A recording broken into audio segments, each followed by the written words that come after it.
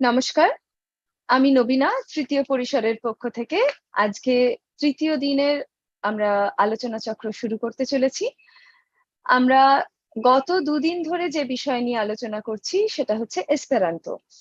এই আলোচনা চক্রের আয়োজন তৃতীয় পরিসর এবং Jadavpur school of languages and linguistics এর পক্ষ থেকে করা হয়েছে এবং আজকে আমাদের সঙ্গে বক্তা হিসেবে আমরা পেয়েছি Giridhar রাওকে। Welcome, sir. Let me introduce Giridhar Rao. And before that, he is going to discuss about linguistic human rights and Esperanto at an Indian university. আপনারা বুঝতেই পারছেন যে গিরিধর রাও বাংলায় আলোচনা করবেন না এবং উনি আলোচনার বিষয় রাখছেন সেটা উনি পুরোটাই ইংরেজিতে আলোচনা করবেন। আর তার সঙ্গে আমরা আজকের দ্বিতীয় অধিবেশনে আরো একটা আলোচনা রয়েছে, সেই অধিবেশনটার শুরু হওয়ার আগে আমি সেটার বিষয়ে বলে দেব।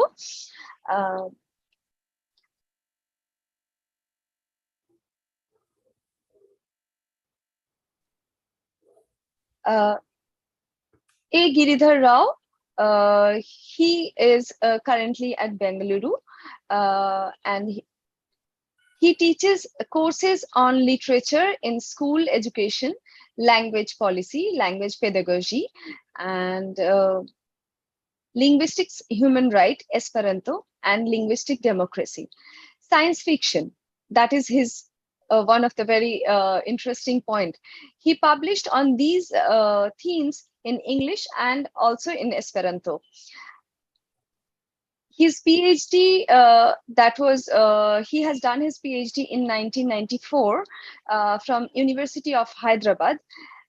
The title of his dissertation was Beyond the Sense of Wonder, Science Fiction as Adventure Fiction. This interest in science fiction led him to learn the planned language Esperanto and discover a language community deeply engaged with questions of peace, justice, and the future. He participates actively in this community. In 2016, Girdhar was elected to Academy of Esperanto. His current projects include invigilating mother tongue-based multilingual education in India and translating Gandhi and Hindustani poetry into Esperanto. Sir, now I will request you to start your lecture, and if you wish to show some slide, we have already done that check. Thank you so much. Thank you to the organizers, first of all, for putting together this webinar, and thank you to all of you for being here. The importance of a conference like this, a webinar like this on Esperanto, becomes quite clear in the context of the kind of university that I'm currently teaching in. So I'll spend a little bit of time describing the university, the kind of university it is, and thereafter speak about the kind of multilingual courses about multilingualism that we have in the university, and in the final part speak about the Esperanto course that I offer, and Esperanto as an idea that is part of what I speak about in the university, in my courses. So let me begin by saying a few words about the university.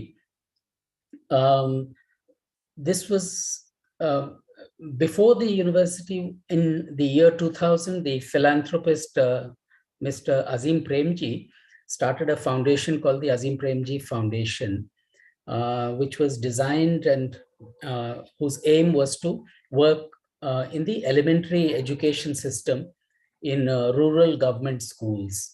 So quite a specific agenda in the elementary education system in rural government schools. But the foundation soon discovered that there was quite a large shortage of professionals who could work in the education sector. What kind of professionals? Good teachers, very basic, teacher educators at another level, people who could design education programs, implement them, and evaluate the implementation. These were all skills quite hard to find. So the foundation decided to set up a university to prepare these professionals. So in 2010, by an act of the Legislative Assembly of Karnataka, Azim Premji University, or APU, was set up in Bengaluru, the city where I'm speaking from. They realized, the foundation and the university, the Azim Premji Foundation and the Azim Premji University, realized that to prepare professionals in the education sector, they need professionals in overlapping and interlocking sectors. So master's program was a master's program was started not only in education, but also in development, masters in development and masters in public policy. Further, a school of continuing education brings together the expertise from the university and the foundation to conduct in-service capacity building for functionaries, education functionaries at all levels. The university also set up a School of Arts and Sciences, an undergraduate program, a School of Arts and Sciences, to address the various serious gaps in the training of undergraduates in India. So in that program, in the School of Arts and Sciences, after a common foundational course in understanding social reality and developing critical thinking, the undergraduate program ensures that science majors take courses in some humanities and social sciences as minor subjects, and similarly, humanities students and social science students take subjects in sciences as well as minor subjects. So kind of rounded education was envisaged. Like the foundation, like the Azim Premji Foundation, the university also has a fairly explicit social purpose. For the university, it is to contribute towards creating a just, equitable, sustainable, and humane society. So faculty and staff are hired for their alignment with this vision of the university. The university is funded by the foundation. That actually is quite an important thing, because it opens up in quite far-reaching ways the admission process. Candidates no longer need to be evaluated on whether they can afford the program, right? In the 20-40 minute interviews that we have with every master's program candidate, a panel of faculty members looks for only two things: academic competence, so that we have a sense that the candidate can cope with the demands of the program, and the panel tries to understand something more, more ephemeral, not ephemeral, more less clear, what may be called a kind of fire in the belly. What is it that bothers the candidate? What is it that angers them? What do they want to do about it? Yeah, those fire in the belly conversations are often very interesting ones. The most interesting part of our admission interviews, life stories, understandings, dreams, all these emerge from that. So you want that candidate as a student in the university. In fact, you may want them in your class, in fact. And one does not need to worry about whether the student can afford the fees, because it's funded by the university, by the foundation, right? So such students do end up in your class. So as a result, the student profile is quite diverse in many, many ways. Here is a brief, a few facts about the 2021 postgraduate cohort. 51% of the students, 51% came from rural India or from small towns. The students came from 25 of the 28 states, Indian states. 57% were women in the 2021 batch. 60% received financial assistance. 17% of the master's students had more than 2 years of experience already elsewhere, work experience, and 31% had some work experience, right? So this is a really diverse cohort, diverse bunch of students. And these students are offered diverse courses. So for example, just to, in the School of Education, I offer a course called Introduction to Language and Literature in Education, Introduction to Language and Literature in Education, ILLE, as an acronym. In the School of Development, there is a course on contemporary social movements.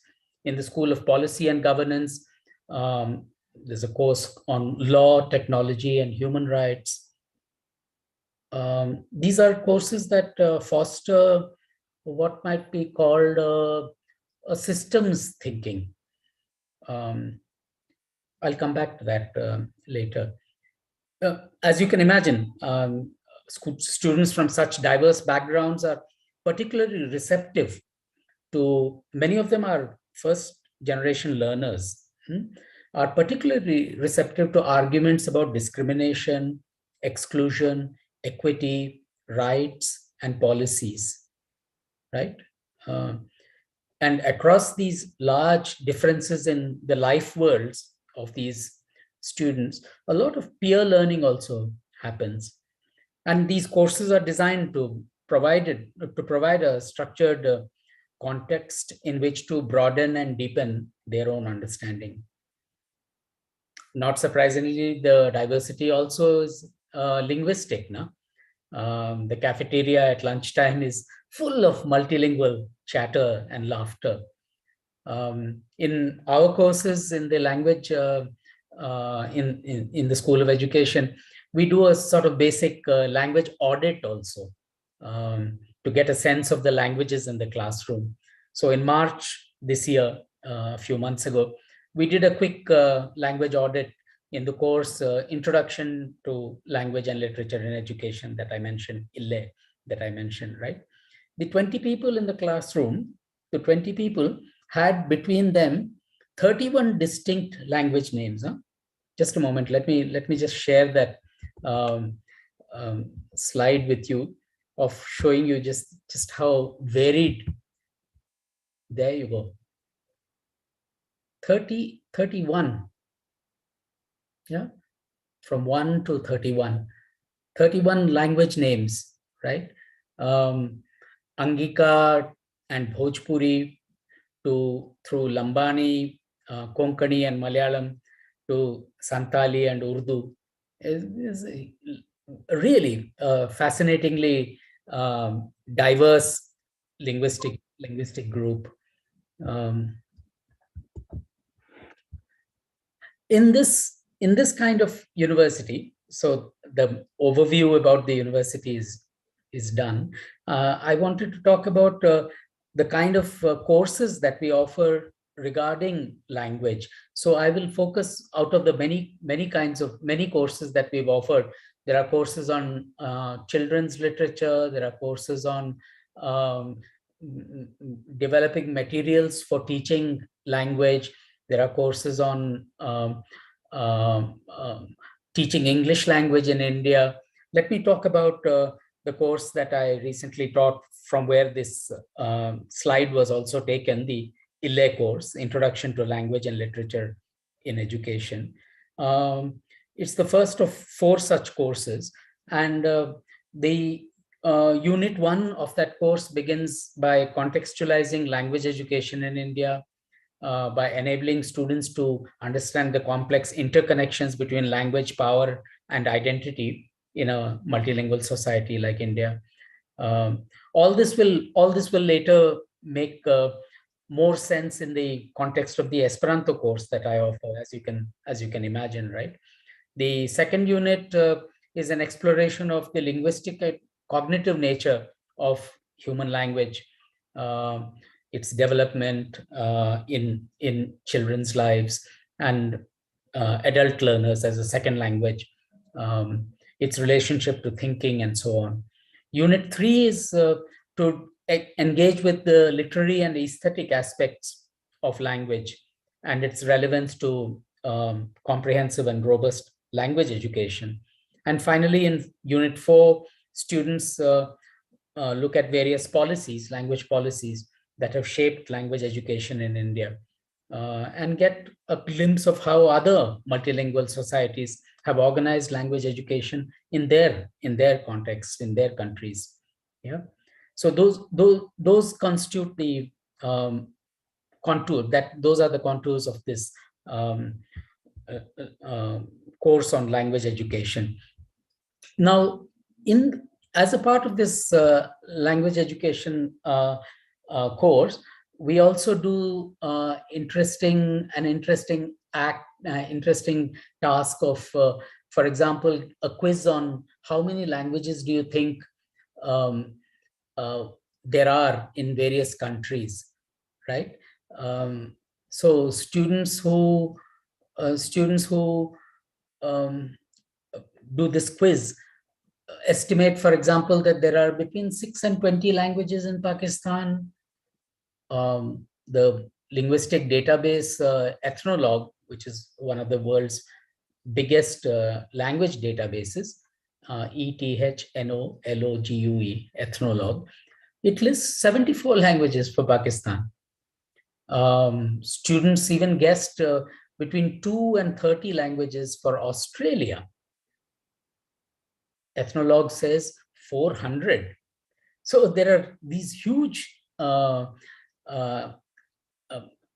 misses. The students who thought themselves are reasonably well informed about the world are dismayed to find that, discover that their estimates are off by 1 or even 2 orders of magnitude, right? So this kind of language audit, listing the names of languages, and then the linguistic diversity in the world, gets them to see the larger issues of linguistic inequality in the world, right? The language audit, for example, just to go back to that for a moment, as you will notice from the slide, let me just pull that up again once more. From the slide, you will notice that, for example, several of the big languages are mentioned first, right? English being the language of the university is mentioned first. Hindi, Tamil, Telugu, Malayalam, Marathi, Kannada, Malayalam, Odia.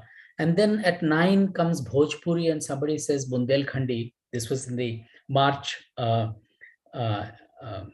audit, right? Slowly, people at number 24 mention Santhali, Braj, Ahirani, Chhattisgarhi, Lambani, right? So even in the listing of languages, students see that there is an implicit hierarchy of more important languages and less important languages. So students are already primed, as I said, to notice all kinds of inequalities, but linguistic inequality they had not thought about.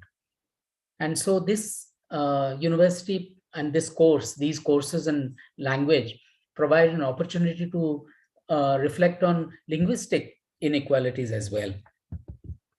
To come back, as I said, the courses try to give an overview of language and power, and why some languages are powerful and others are not.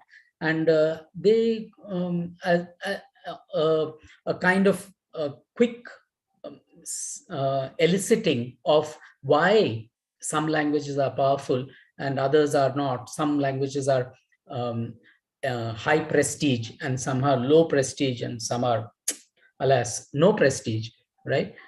Students come up with a multiple factors that that make this linguistic hierarchy unfortunate educational and social reality in our country, right? Other kinds of linguistic understanding also get developed. That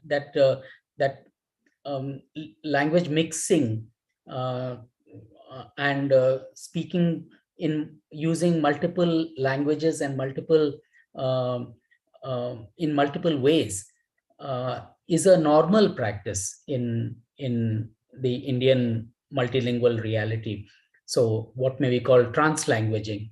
Translanguaging is a normal Indian practice. So it has consequences for how you teach languages in the Indian context. That you begin to think about language not as a thing, as an object, but more complex, in a more complex way, as part of an ecosystem, right? So a metaphor used by a friend of ours, an Esperantist called Mark Fettes, F-E-T-T-E-S. Mark Fettes is a very useful paradigm of thinking about language. That language is not, language is perhaps not, perhaps it's probably a good idea to imagine language as a relational paradigm. Language is not a thing which one acquires, but a kind of environment. So Mark Fettes evocatively describes the language as we grow into it. We learn to dwell in it in the same way that a bird or an animal grows into a niche, a habitat, a territory. Lovely alternative way of imagining languages, right? As we grow into it, we learn to dwell in it, the same way that a bird or an animal grows into a niche, a habitat, a territory. So this is an idea about linguistic ecology, right? An ecosystem. So this connects to the idea that I mentioned earlier of systems thinking that students are learning in their other courses, right? So they're primed, the students are primed in some sense to questions about social power and privilege, right? Now linguistic power and privilege also become a focus in their thinking about languages. How number of speakers, geographical spread, script, literature, religion, caste, administration, judiciary, education, trade, colonization, globalization, mass media, all these play a role in making languages more powerful or less powerful, right? That these these factors are extra linguistic. And that is an important insight that they get, that languages become powerful because of extra linguistic socio-historical factors, right? One other task in the multilingual education courses that gives them a sense of a variety in language is an analysis of proverbs. So students list dozens of features of proverbs. They are short, the length and rhyme, their cultural specificity, their claims to universality, also their extremely contextual nature, humor, sarcasm, sexism, casteism in India, right? So how they see how proverbs are firmly embedded in the power dynamics of the culture in which they emerge, and they learn to distinguish or understand the how proverbs work at at the sound level, at the word level, at the grammar level, at the meaning level, and at the cultural level, right? Or levels. These levels they begin to see, and that understanding feeds into the Esperanto course that I'm coming to at the moment, in a moment, right? And that is part of a set of courses called open courses. So the course that I offer is called Esperanto and Linguistic Democracy. Esperanto and Linguistic Democracy. And here the understanding of that linguistic diversity, the sources of linguistic power, the multiple levels at which languages operate, they're all a starting point. All that was needed, so to speak, in order to ask another set of questions, more general questions, such as what features at each level, at the sound level, at the word level, at the grammar level, at the meaning level, and at the cultural level, what features should an effective international language have at each of these levels? Immediately they see, for example, that the idea that English is an international language does not work at all these levels. It's not a good solution at all. Some people who are born into that environment get it naturally without any effort, and everybody else has to struggle like decades to get to even a minimal level. We see this all the time in our university. In fact, this point is one of the basic points in the manifesto of Prague, which was announced in the World Esperanto Congress in Prague in 1996, I think, on about language inequality, inherent language inequalities that some people because of their accident of birth manage to get advantages in their languages, and everybody else who has to speak that language can spend decades trying to acquire even a sort of basic level in those languages. So this is a fundamentally undemocratic, unfair, asymmetric situation, a language order which is fundamentally unfair, right? We did many translations of that Prague manifesto, and they are available on the Indian Esperanto website. And the Hindi translation, the Hindi translation goes, आज की भाषा प्रणाली कुछ इस तरह की है कि कुछ लोगों को जन्म से ही फायदा पहुंचाती है और बाकियों से ये चाहती है कि वो सालों भर की कोशिश करें, वर्षों भर का प्रयास करें, और किस लिए? एक साधारण योग्यता प्राप्त करने के लिए, एक मामूली काबिलियत हासिल करने के लिए। ऐसी भाषा प्रणाली तो बुनियादी तौर पर अलोकतांत्रिक है, अनडेमोक्रेटिक है ना?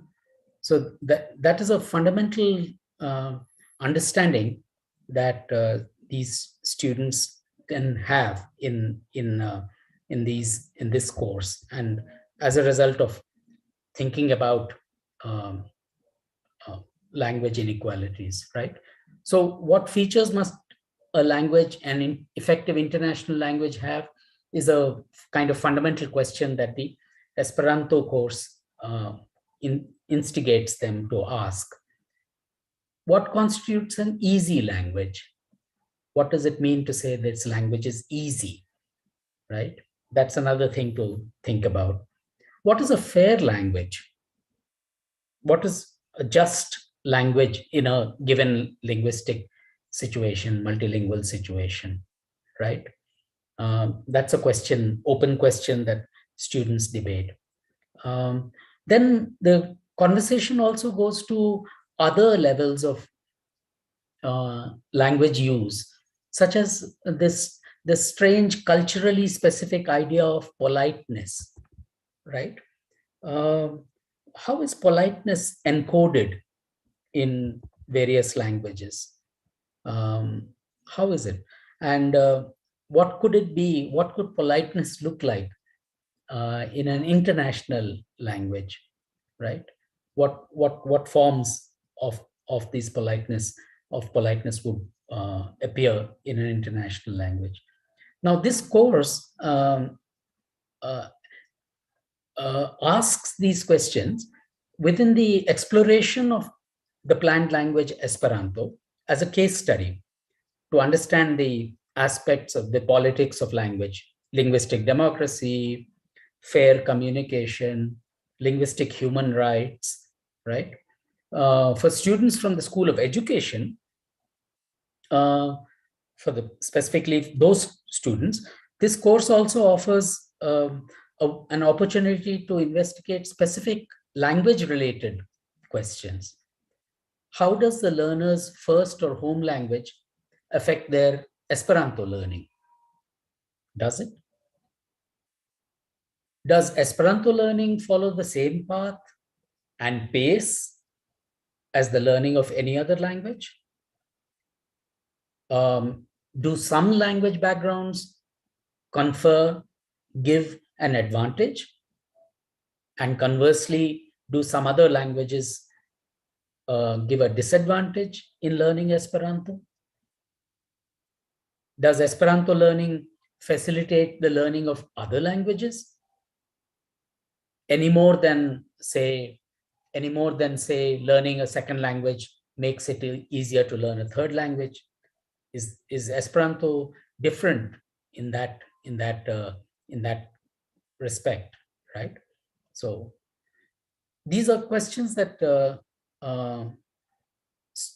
students, and they are now going to become language or education workers, right, in the education space. So these are questions that they can learn, that they learn to ask about what language teachers can learn from Esperanto, right? The emphasis, I should say, I should underline that the idea is not that they should learn Esperanto as a language.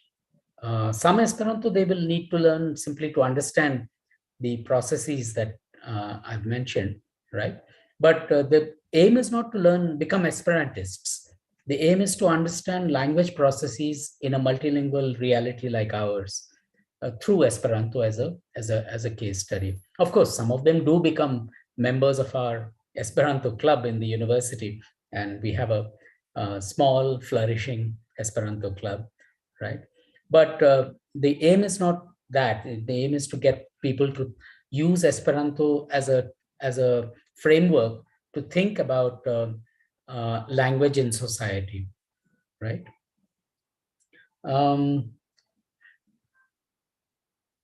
One last point, which is that these students who use in these kinds of courses, I separated the two kinds of courses: the multilingualism course that I teach in the School of Education, and the Esperanto course that I teach as a university-wide, or offer as a university-wide course. But even in the School of Education courses, Esperanto often figures as an example, as a reference point about in thinking about language in society.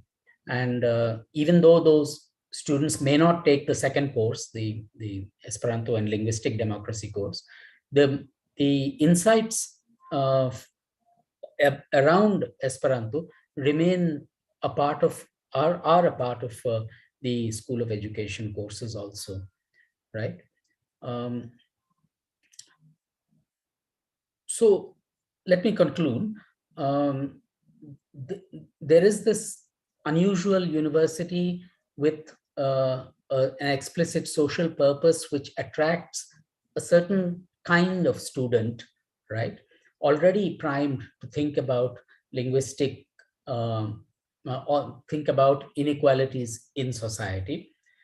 Courses within the university get them to focus on linguistic inequalities also, apart from the other kinds of inequalities of power relations, dynamics, and possibilities of resistance and possibilities of countering hegemony.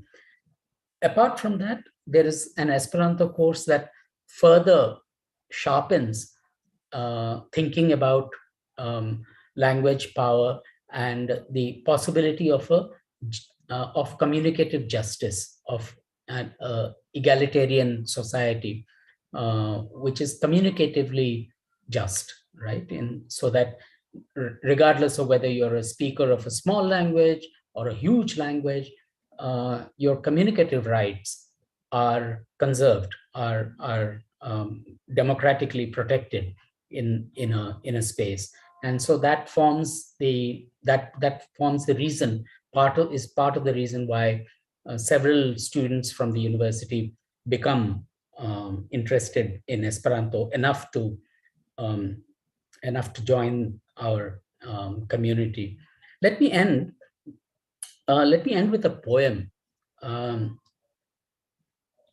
in English that we often use, that we often return to in our courses about language and power, to underscore the profoundly intimate and political nature of our use of language.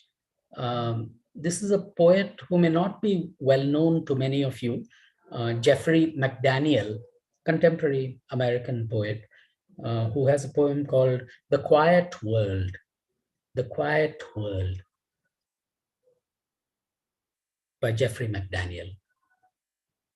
In an effort to get people to look into their eyes more, in an effort to get people to look into each other's eyes more, and also to appease the muse, the government has decided to allot each person exactly 167 words per day. 167 words per day. When the phone rings, I put it to my ear without saying hello. In the restaurant, I point at chicken noodle soup. I'm adjusting well to the new way. Late at night, I call my long-distance lover, proudly say, I only used 59 today. I saved the rest for you. When she doesn't respond, I know she's used up all her words. So I slowly whisper, I love you 32 and a third times. After that, we just sit on the line and listen to each other breathe. Thank you.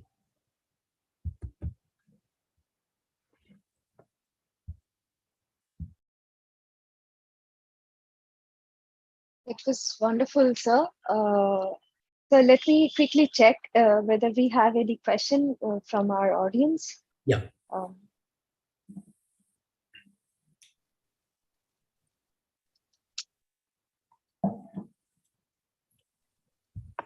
Okay.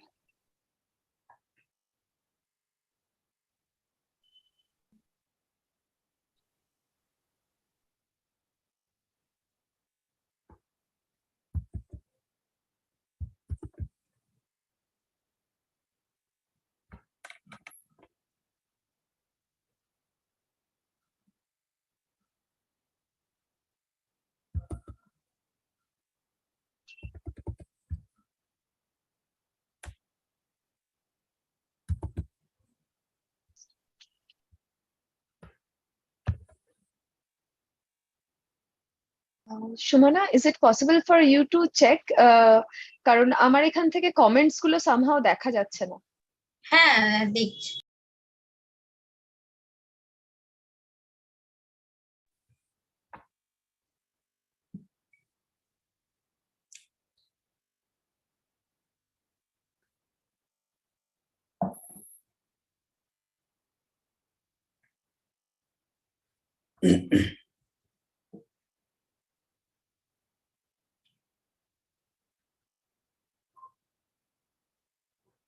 কোনো প্রশ্ন আসেনি এখনো পর্যন্ত। Okay, so we don't have any questions till now. Mhm. Uh, Fine. That's okay.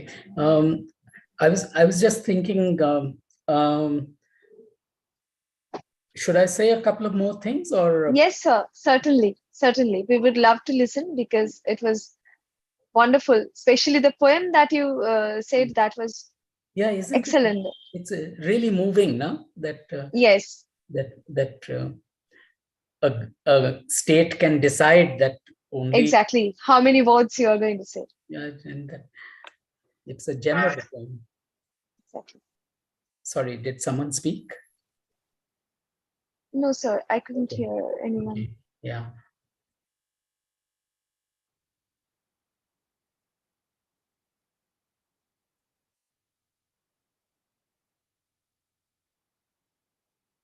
So if we think about a future in which there is more justice compared to today, or one way to think about it is that 100 years ago, what would a university classroom have looked like, right? It would have been largely men, and largely upper caste men at that. Yes. Right, in India. Today, as I was saying, my university has 57% women students. Yes. Yeah. In the so clearly there is a huge difference in how you think about how things were 100 years ago and how they are now. And if you do the same kind of thinking about language, what do you think? Maybe we could just have a conversation, you and me.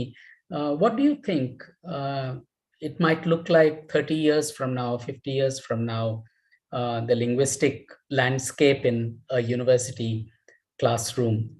In 100 years ago, it would have been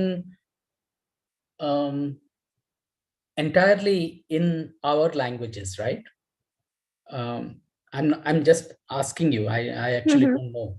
1920s, Calcutta University classroom would have been in English.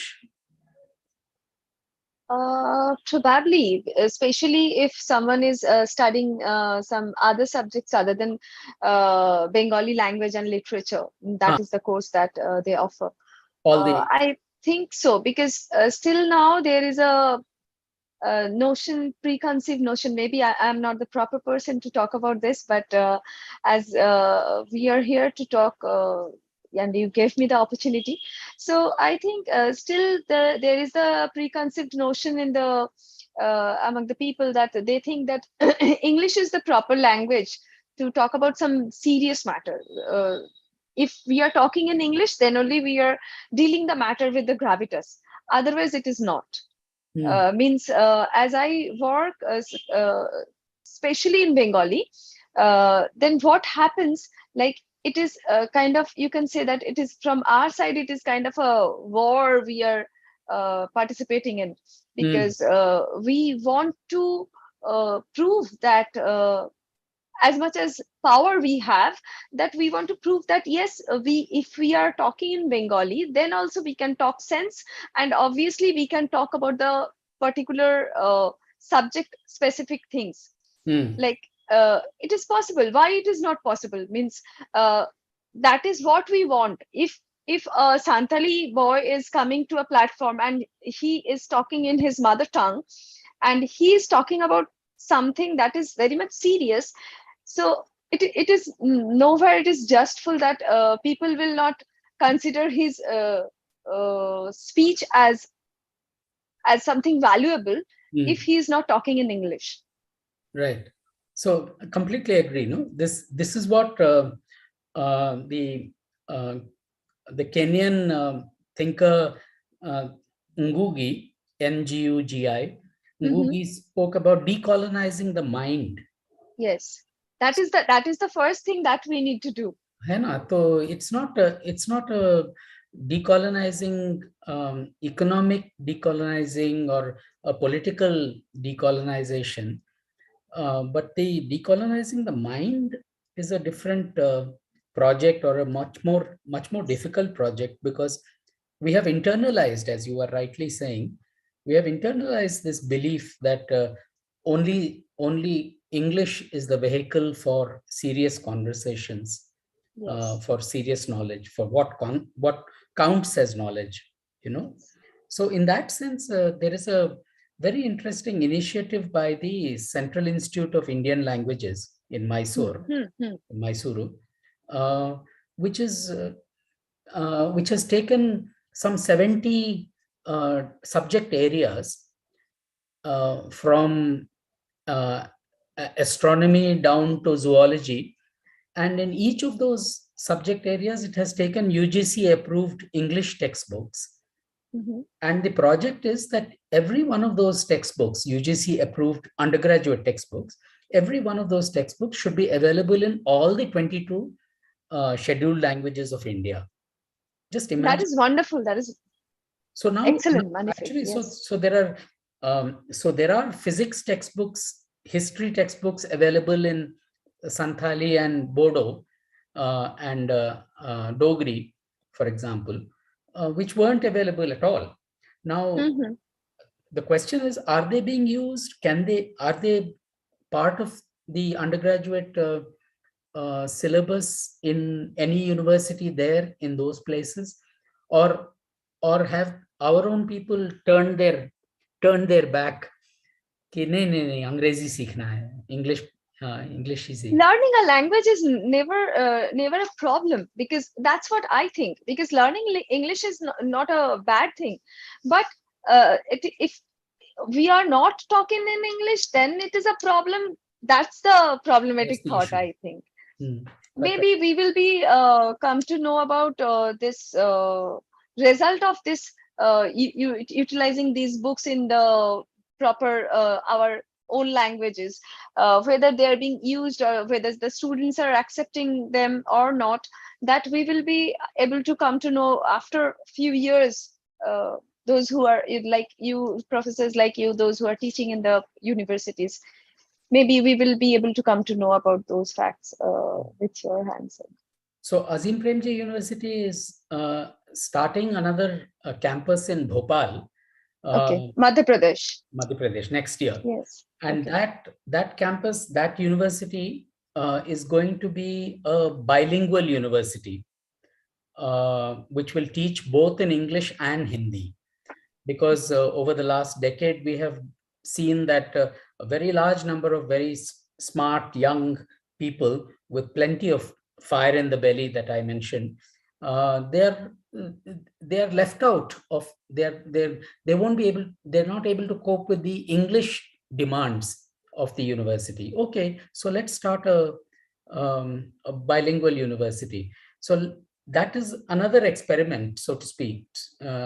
See how it will work, will it attract a different set of people? It's quite difficult to find faculty for a bilingual university. Yes. As you can imagine.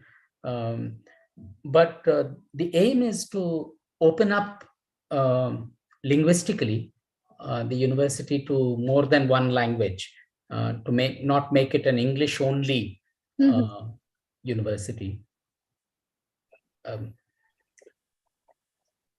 Like, sir, as e-school coordinator, I can give you one small information that when we started thinking of teaching very different subjects like astronomy in Bengali, one of our friends who is working in NASA, he's Bengali, and he started teaching.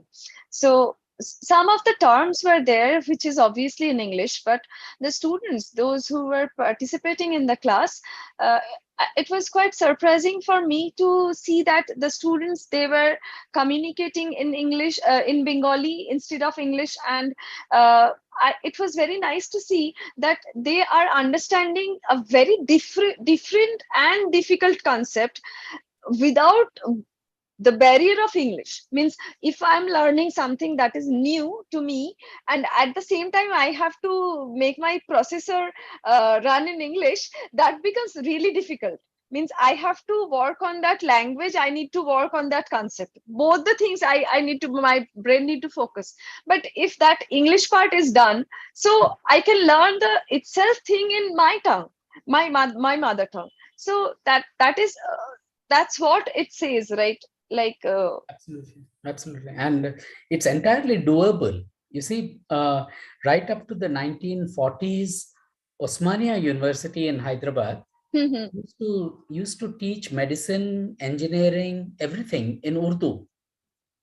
What they did was they developed a very good high class translation bureau, translation department, which took the last year's textbook from in medicine, last year's textbook in physiology or anatomy, last year's textbook, and within the year they translated it into Urdu, and the students were taught in Urdu. So it took many decades to build that translation bureau, but within a few years, within 5 years or something, it was completely dismantled. So we have had very high quality higher education in Urdu in India, in Hyderabad, which has simply which we have squandered, which we have frittered away. And so it's not as if it's not possible or it has not been done before. I'm talking about the 1940s and 50s. So. So do you think that Esperanto can eliminate, to some extent, eliminate this linguistic hierarchy? Not eliminate, but it can change the dynamics. I think that's how it seems to me, that people who are otherwise extremely hesitant to speak because they are afraid of making mistakes in English, for example, they are very shy. My pronunciation is not good, I make grammatical mistakes, whatever, any number of reasons why people will keep quiet in a sabha, in a group, right? Because Esperanto is much easier, it is much more inviting for people to participate. It's much easier for people to participate. So people who would have kept quiet in English will need not keep quiet in Esperanto. Apart from Esperanto's own sense of friendship and all that, apart from that, that's a separate matter. But even apart from that, simply because it is so much easier to acquire, and you're not afraid of making mistakes. There are no silent letters. There are no each letter has only one pronunciation, etc., etc. So it just makes it so much easier to participate in a conversation. Because if somebody does not participate in a group, who is the loser? The group. Obviously, the students, those who are sitting there to learn. The group itself, the group is the loser, no? They have not received the benefit of this person's input because this person is shy or hesitant or embarrassed or whatever. No, so Esperanto takes care of that part of it, I think. So it's a very good idea to invest time and energy into developing Esperanto as a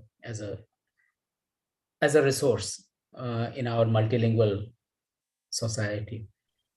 So we can end the session now because the next session starts at 7:30. Yes, sir. So 5 minutes, give people a break, etc., etc. Okay. Thank you, sir. Thank you so much. We really got enriched with your lecture. And it is so nice to see that people are coming up with new ideas. And obviously, maybe this is not that much new, but as I'm I'm not that much aware of these things, but I am personally getting very much enriched with this seminar. Thank you, sir. Okay, so that was Giridhar Rao. Now we are going to, within 4 minutes, we are going to start the next session. In next session, we have the topic is বাঙালিদের Esperanto শেখানো কিছু কিছু সাম্প্রতিক অভিজ্ঞতা।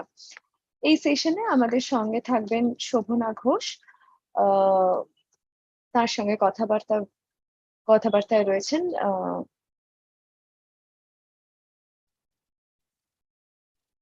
গৈরিক পত্রনবীশ, ওনার, হ্যাঁ, ওকে। তো আমরা just 3 minute বাদেই আমাদের নেক্সট সেশন শুরু করছি।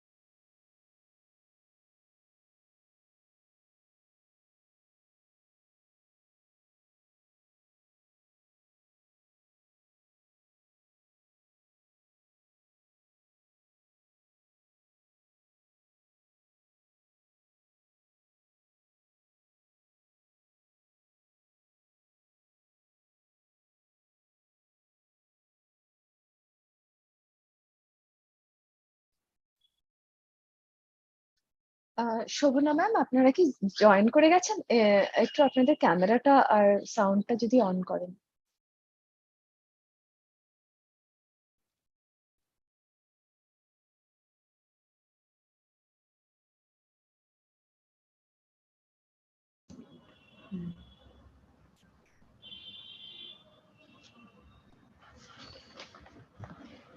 আমাদের এখনকার আলোচনার বিষয় হচ্ছে বাঙালিদের এসপেরান্তো শেখানো কিছু কিছু সাম্প্রতিক অভিজ্ঞতা। আমাদের সঙ্গে আলোচনায় রয়েছেন doctor Shobhana Ghosh, She is Associate Professor, HOD, Department of Bengali, Dhruvo Chand Haldar College. Shobhana Ghosh, at present resident in Kolkata, completed her graduation as first class first in 1995 and post-graduation in 97 in Bengali language and literature from Jadavpur University. She achieved her PhD in Fantasy of Bengali Literature in 2010 from Jadavpur University. She started her service at South Point High School as an assistant teacher, and in 2001 she joined Dhruvo Chand Haldar College as assistant professor. Dr. Ghosh has started learning Esperanto from her childhood and completed Esperanto course designed and organized by Federacio Esperanto do Barato, Kolkata, in 1987. She started teaching Esperanto when she was studying in Jadavpur University with her own lesson book in Esperanto Bengali version. We have seen those books in previous day. She translated many Tagore songs in Esperanto and also wrote poem and small drama in Esperanto.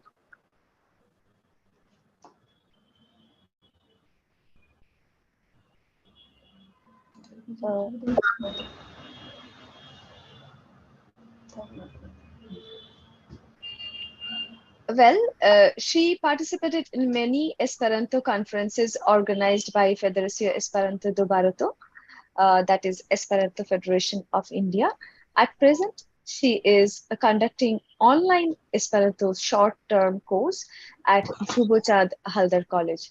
Welcome, ma'am. শোভনা ম্যামের সঙ্গে রয়েছেন গৈরিক Patranabish. Sir, আপনাকেও স্বাগত জানাচ্ছি আমাদের এই আলোচনা সভায়। আপনারা আপনাদের আলোচনা যদি শুরু করেন। Tradensa mallumo briletas latselo alkiu kuraji ni iras saluton নমস্কার। আমরা জানি বাঙালিদের 12 মাসে 13 পার্বণ, আর আজকের দিনটা একটা বিশেষ আনন্দের দিন বাঙালিদের কাছে, কারণ আজকে 3টি উৎসব একসাথে আমরা পালন করছি। বাঙালি আমাদের সামাজিক জীবনে অরন্ধন, মনসা পূজা এবং তার সাথে সাথে রয়েছে যন্ত্রের দেবতা বিশ্বকর্মার পূজা।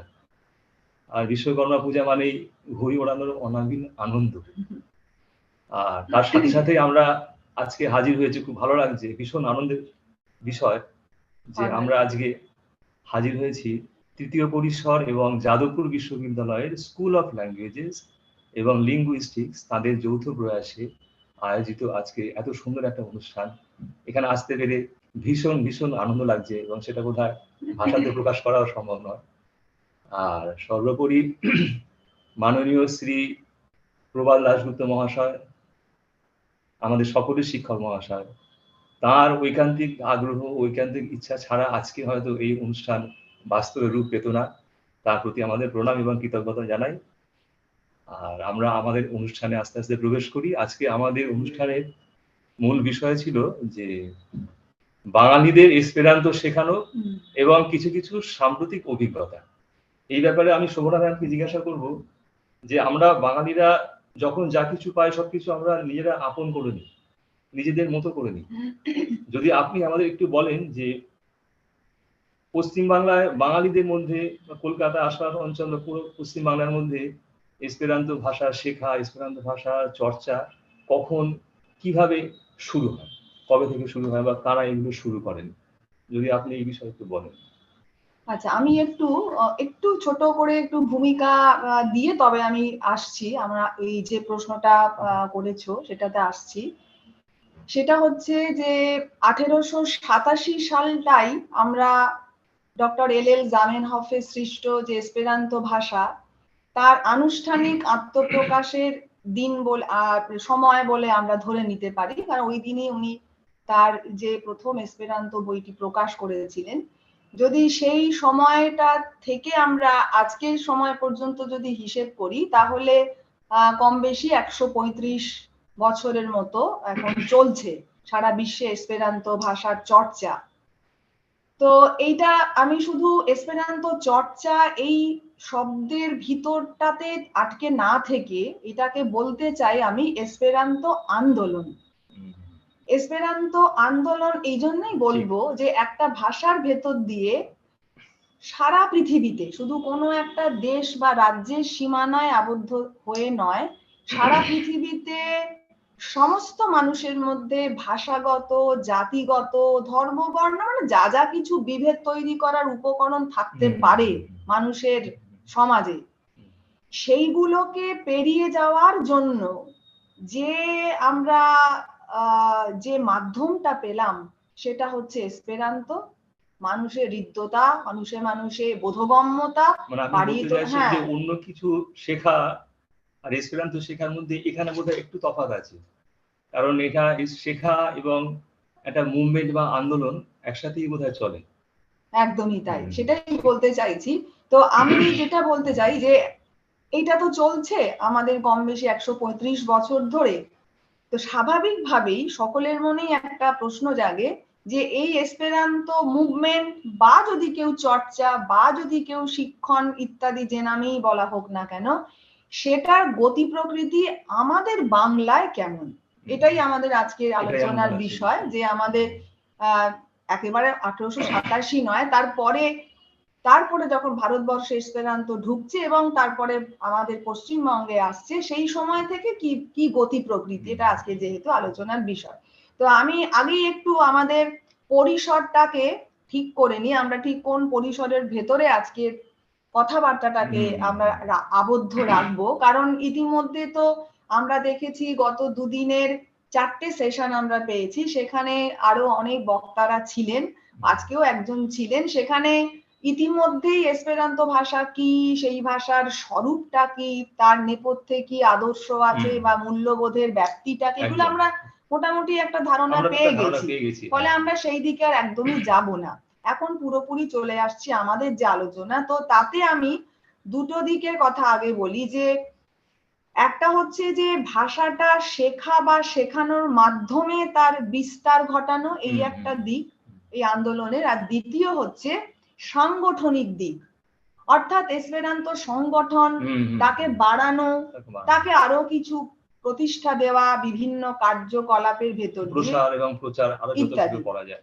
তো আমরা কিন্তু এখন সাংগঠনিক আলোচনাতেও যাব না, আমরা মূলত যেটা তুমি বলেছো যে আমাদের আলোচনার বিষয় তো হচ্ছে বাঙালিদের এসপেরান্তো শেখানো, সেই জন্য আমি পরিসরটাকে আগে নিয়ে নিচ্ছি যে আমরা মূলত আলোচনাটাকে সীমায়িত রাখবো যে কিভাবে পশ্চিমবঙ্গে বাঙালিদের মধ্যে কতটা পুরাতন কাল থেকে, কতটা অতীত থেকে আমরা আজ পর্যন্ত ধারাবাহিকভাবে এসপেরান্তো শেখানোর এই কাজটাকে বজায় রাখতে পেরেছি। এটা আপনার কাছ থেকে মোটামুটি ধারণা পেলাম। তা আপনি কি বলতে পারেন যে ঠিক সেই সময় শুরুতেই একটা চিত্র যদি আপনি কোনো দেখাতে পারেন যে কোথায় কোথায় এই ধরনের শিক্ষণের ব্যবস্থা করা হয়েছিল, শেখানোর ব্যবস্থা? সেটা হলো যতদূর মানে আমরা যতদূর, এটা তো এখনো পর্যন্ত সেরকম কোনো রেকর্ডেড করা হয়নি, রেকর্ড কোনো আমাদের সেই, অর্থাৎ যখন 1980-8-এর দশকে যখন এসপেরান্তো চর্চা শুরু হয়েছে আমাদের দেশে এবং বাংলায়, তো তার একটা খুব মোটামুটি একটা বিশদ না হলেও রেখাচিত্র আমরা কিন্তু পাবো। তুমি হয়তো পড়েছো বা জানো যে সিনিয়র SS পাল, শ্রী শ্যামসুন্দর পাল মহাশয়, উনি একটা ওনার দিনলিপি মতো লিখেছেন যে মিয়াই তাগুই কুন এসপেরান্তো। তো তার মধ্যে উনি ওই প্রথম পর্বের কিভাবে এসপেরান্তো শেখানো শুরু হলো, কিভাবে অর্গানাইজেশনটা তৈরি হলো, সেইগুলো রেখেছে। তো আমি সেইখান থেকেই যেটুকু জেনেছি, কারণ সেই সময়টা আমরা খুবই ছোট ছিলাম এবং আমাদের পক্ষে সেটা জানা সম্ভব ছিল না। তো যা জেনেছি সেই সময় আমাদের যখন ফেব অর্থাৎ ফেডারেশন এসপেরান্তো ভারাতো এবং তার ব্রাঞ্চ হিসাবে ভারাতো কালকাতো শুরু হচ্ছে, যখন ফেবের কার্যকলাপ শুরু হচ্ছে সেই 8-এর দশকে, তখন যে এসপেরান্তো চর্চা শুরু হলো, সেখানে যারা যারা ছিলেন প্রত্যেকেই স্বেচ্ছাশ্রম ও আন্তরিকতা দিয়ে সেই কাজ করেছেন। তার মধ্যে সর্বশ্রী শ্যামসুন্দর পাল, তিনি তো আছেনই, আমরা তো আগেই আমাদের সিনিয়র প্রবাল দাশগুপ্তকে আমরা স্মরণ করেছি তার অবদানের কথা। এছাড়াও সেই সময় যারা যারা ছিলেন ওই 8 থেকে 9 দশক অর্থাৎ 80 থেকে 90 91 ওই মূল যে পর্বটা ছিল একদম আদি পর্ব বাঙালিদের এসপেরান্তো শেখানোর যে সময়টা, সেইখানে আমরা দেখছি যারা ছিলেন তার মধ্যে সিনিয়র পাল, অজয় কুমার নন্দী, দীপক ভট্টাচার্য, অশোক সেনগুপ্ত, পৃথ্বীশ পত্রনবী, সমরেশ চক্রবর্তী, অমর রঞ্জন ঘোষাল, উনি এখন অনেক প্রবীণ হয়েছে, অমর রঞ্জন ঘোষাল, শ্যামল পাল, এরকম অনেক, অরুণ ভট্টাচার্য, এরা সব প্রবীণ যারা ছিলেন সেই সময় তারা ফেপ কালকাতোর জন্য এই শেখানো প্রসারের জন্য অনেক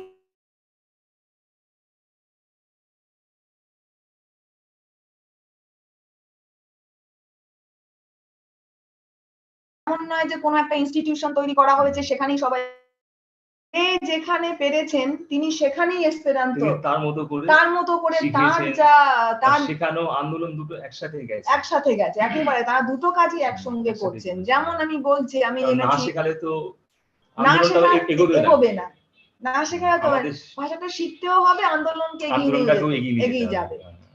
যেমন মেট্রোপলিটন স্কুল, সেখানে কেউ কি শিখিয়েছেন, হাওড়াতে বিশ্ব কল্যাণ সংঘ একটা ক্লাব, সেখানেও কিছুদিন শেখানো হয়েছে, প্রজ্ঞানন্দ ভবন, লোরেটো স্কুল, বঙ্গবাসী ইভিনিং কলেজ, হাওড়া অক্ষয় শিক্ষা নিকেতন ইত্যাদি বিভিন্ন কোনো ক্লাবে, কোনো স্কুলে, কোনো কলেজের কোনো একটা ঘর বা বিশেষ কোনো একটা সময় বা বিশেষ কোনো একটা দিনে যে যখন পেরেছেন গিয়ে শিখিয়েছেন। এমনকি মজার ব্যাপার হচ্ছে যে শিয়ালদা যে প্যাসেঞ্জার, যে শিয়ালদা শাখায় যে প্যাসেঞ্জার লোকাল যে ট্রেন, সেই ট্রেনের লেডিস কামরাতেও, ওনার নামটা আমি ভুলে যাচ্ছি, শিপ্রা মৈত্র সম্ভবত, তিনিও পর্যন্ত সেই লেডিস মানে কামরাতেও উনি এসপেরান্তো শিখিয়েছেন। এসপেরান্তো শিখিয়েছেন, এটা তো অভিনব, ভাবাই যায় না। এসপেরান্তো মুভমেন্ট চলছে, রেলের কম্পার্টমেন্টে ট্রেনও চলছে, এসপেরান্তো মুভমেন্টও চলছে, তো অভাবনীয় একটা ব্যাপার। তারপর রাইটার্স বিল্ডিং, ওই অত গুরু গম্ভীর আমলাতান্ত্রিক যে একটা পরিকাঠামো প্রশাসনিক ভবন, সেখানেও সিনিয়র পৃথ্বীশ পত্রনবী, তিনি তখন রাইটার্স এর সিএম সেক্রেটারি অ্যাসিস্ট্যান্ট সেক্রেটারি ছিলেন, তিনি তার পরিচিত মহলে, অফিসার্স মহলে তাদেরকেও এসপেরান্তোর আন্দোলনের সঙ্গে যুক্ত করেছেন। তো সেখানেও আমরা দেখেছি যে যথেষ্ট পরিমাণে এসপেরান্তোর চর্চা হয়েছে, অনেক মানুষ সেখানে এসপেরান্তো তারা কিন্তু শিখেছেন, হয়তো সকলে সমানভাবে শেখেননি কিন্তু শেখানোটা হয়েছিল।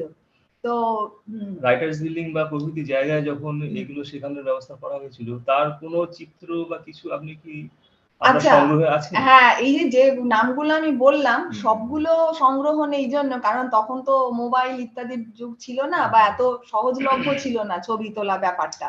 কিন্তু ঘটনাচক্রে আমি রাইটার্স বিল্ডিং এর কয়েকটা ছবি আমি উদ্ধার করেছি। তো আমি একটু অনুরোধ করব তৃতীয় পরিসরে যারা আছেন টেকনিক্যাল টিমে, আমাকে রাইটার্স বিল্ডিং এর অন্দরমহলে একটা মিটিং ছবি আমরা দেখাতে আমি অনুরোধ করছি। সেখান থেকে আমরা বুঝতে পারবো যে সেখানেও ওই যুগে, ওই মানে ওই 8-9 এর দশকে কিভাবে এসপেরান্তোর প্রচার করা হয়েছিল, চর্চা করা হয়েছিল। ছবিতে ঠিক কাকে আমরা দেখতে পাচ্ছি যদি একটু বলেন, কারা কারা এখানে পরপর বসে আছেন? হ্যাঁ, ছবিটা একটু বড় করলে, হ্যাঁ এখানে আমি ছবির বাদিক থেকে বলছি, এখানে বসে আছেন অজিত শাসমল, ইনিও একজন অধিকর্তা ছিলেন পশ্চিমবঙ্গ তথ্য সংস্কৃতি বিভাগে। হ্যাঁ, একদম বসে আছেন তিনি হচ্ছেন অজিত শাসমল। তারপরে আমরা সকলেই বুঝতে পারছি, ইতিমধ্যে আমরা সিনিয়র শ্যামসুন্দর পালের বক্তৃতা শুনেছি, বলছেন এখানে সিনিয়র শ্যামসুন্দর পাল, তিনি বলছেন, আর তার পাশে বসে আছেন ডক্টর জগন্নাথ চক্রবর্তী, সম্ভবত আমি যদি খুব ভুল না করি। আচ্ছা আচ্ছা।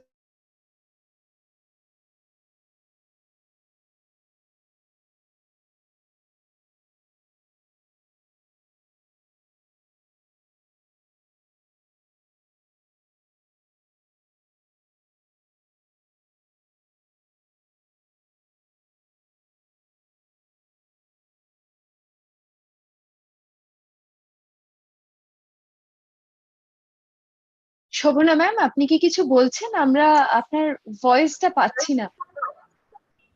ও ইমা Hello? ভিডিও করেছো? হ্যালো। হ্যাঁ হ্যালো। হ্যাঁ হ্যাঁ ম্যাম, Hello? আপনার ভয়েসটা পাচ্ছিলাম না। হ্যাঁ হ্যাঁ ও আচ্ছা আচ্ছা আচ্ছা, এবার ঠিক আছে? হ্যাঁ ম্যাম, এখন পাচ্ছি। হ্যালো। হ্যাঁ হ্যাঁ, এবারে হ্যাঁ। আচ্ছা আচ্ছা, একটু যদি আগের ছবিটাতে যান, আগের ছবিটা যেখানে যদি একটু হ্যাঁ দেখানো যায়। আমি একটু আগের ছবিটাতে যেতে চাইছি। হ্যাঁ, এখানে মাঝখানে যিনি দাঁড়িয়ে কথা বলছেন তিনি সিনিয়র এস পাল, শ্যামসুন্দর পাল। তার পাশে রয়েছেন আমাদের যাদবপুর বিশ্ববিদ্যালয়ে সেই সময় ইংরেজি বিভাগের অধ্যাপক ডক্টর জগন্নাথ চক্রবর্তী। তার পাশে রয়েছেন অশোক সেনগুপ্ত এবং তার পাশে আরো অনেকে এটা রয়েছেন। তো মানে দেখছি এক প্রকার ঐতিহাসিক চিত্র বলা যায়। একদম ফাইল পত্রের মাঝখানে পরবর্তীকালে এসপেরান্তো ইতিহাস লেখা শুরু হলে হয়তো এগুলোকে তো আমরা বাদ দিতে পারবো না, একদমই তাই। একটু ছবিটা যদি এগিয়ে যান, তারপরেও আরো পরের ছবি ছবি, আছে, আচ্ছা। পরের যে ছবিটা। হ্যাঁ, পরের ছবিটা অবশ্য এটা অন্য একটা ছবি, এসপেরান্তোর একটা এসপেরান্তো যে মিটিং ফেডারাসিও এসপেরান্তো একটা মিটিং এর ছবি আছে, এবং তারও পরে আরেকটা ছবি আছে যেখানে দেখা যাচ্ছে যে এসপেরান্তো কংগ্রেসের একটা সেকেন্ড অল ইন্ডিয়া এসপেরান্তো কংগ্রেসের ছবিটা আছে, ওই একসঙ্গেই রাখা হয়েছে। মানে ওই পর্বতেই এইগুলো হয়েছিল, এবং সেখানে কিন্তু বাঙালি রিপ্রেজেন্টেটিভ, বাঙালির প্রতিনিধিত্ব অনেকটাই ছিল। ফলে আমরা বুঝতে পারি যে ওই 8 থেকে 9 যে দশকটা ছিল, ওই 8 থেকে 9 দশকের মধ্যে আমাদের পশ্চিমবঙ্গে যথেষ্ট একটা খুব সক্রিয় কিছু এসপেরান্তো শিক্ষক এবং কর্মীরা বাঙালিদের এসপেরান্তো শেখানোর কাজটা করিয়েছিলেন। এই প্রসঙ্গে একটু আমি যুক্ত করব, সেটা হচ্ছে ওই যে 1950 এক্ষুনি যে বিভিন্ন আমি এগুলো নাম বললাম স্কুল বা কলেজে, যেখানে ফেব কালকাতো নিজস্ব উদ্যোগে তারা কোর্স পরিচালনা করতেন, তার মধ্যে খুব ভালোভাবে আমি আমার যতটুকু অভিজ্ঞতা বা জেনেছি যে বঙ্গবাসী ইভিনিং এবং লোরেটো যে স্কুল শনিবার করে হতো, সেখানে খুব ভালো সাড়া পড়ে গেছিল শিক্ষার্থীদের। এবং ফেব কালকাতো নিজে হ্যাঁ একটা কোর্স ফ্রেম করেছিল। ওই কোর্সটা এটা হয়েছিল গত শতাব্দীর বোধহয় 8 দশকে কি 8 দশকে ওরা কোর্স ফ্রেম।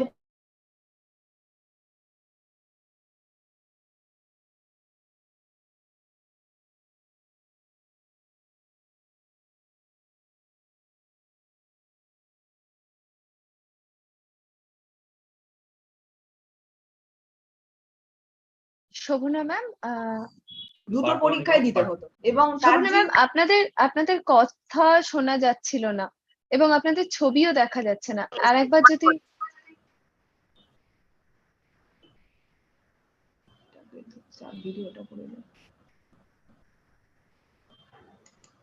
হ্যাঁ, এবার আসছিল। বন্ধ হয়ে যাচ্ছে নাকি? হ্যাঁ, মাঝে মাঝে একটু ডিলিং হয়ে যাচ্ছে, টেকনিক্যাল সমস্যা হচ্ছে একটু হয়তো। হ্যাঁ হ্যাঁ, সম্ভবত ইন্টারনেটটা গন্ডগোল করছে বোধহয় আপনাদের।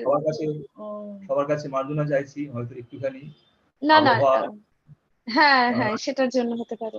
আচ্ছা, ওই জন্য মাঝে মাঝে ডিসকানেক্ট হয়ে যাচ্ছে। তো দুটো পার্ট 1 পার্ট 2 ছিল, এবং শ্যামসুন্দর পাল মহাশয়ের যে দুটি বই ছিল, এসপেরান্তো পরিচয় এবং 4 ল্যাঙ্গুয়েজেস যে ওয়ার্ড বুক, সেটার উপরেই ভিত্তি করে সিলেবাস তৈরি করা হয়েছিল, এবং সেই সিলেবাস ওরিয়েন্টেড ক্লাসগুলো হতো, এবং কোর্স শেষে দুটো পরীক্ষা নেওয়া হতো। আমি একটু পরীক্ষা শেষে কোনো সার্টিফিকেট দেওয়া হতো? হ্যাঁ, সার্টিফিকেট দেওয়া হতো, এবং যথেষ্ট গুরুত্ব ছিল সেই সার্টিফিকেটের। এসপেরান্তো যে ফেব কালকাতোর দেওয়া যে সার্টিফিকেট, সেটা আমি একটু টেকনিক্যাল টিমকে দেখানোর জন্য অনুরোধ করব।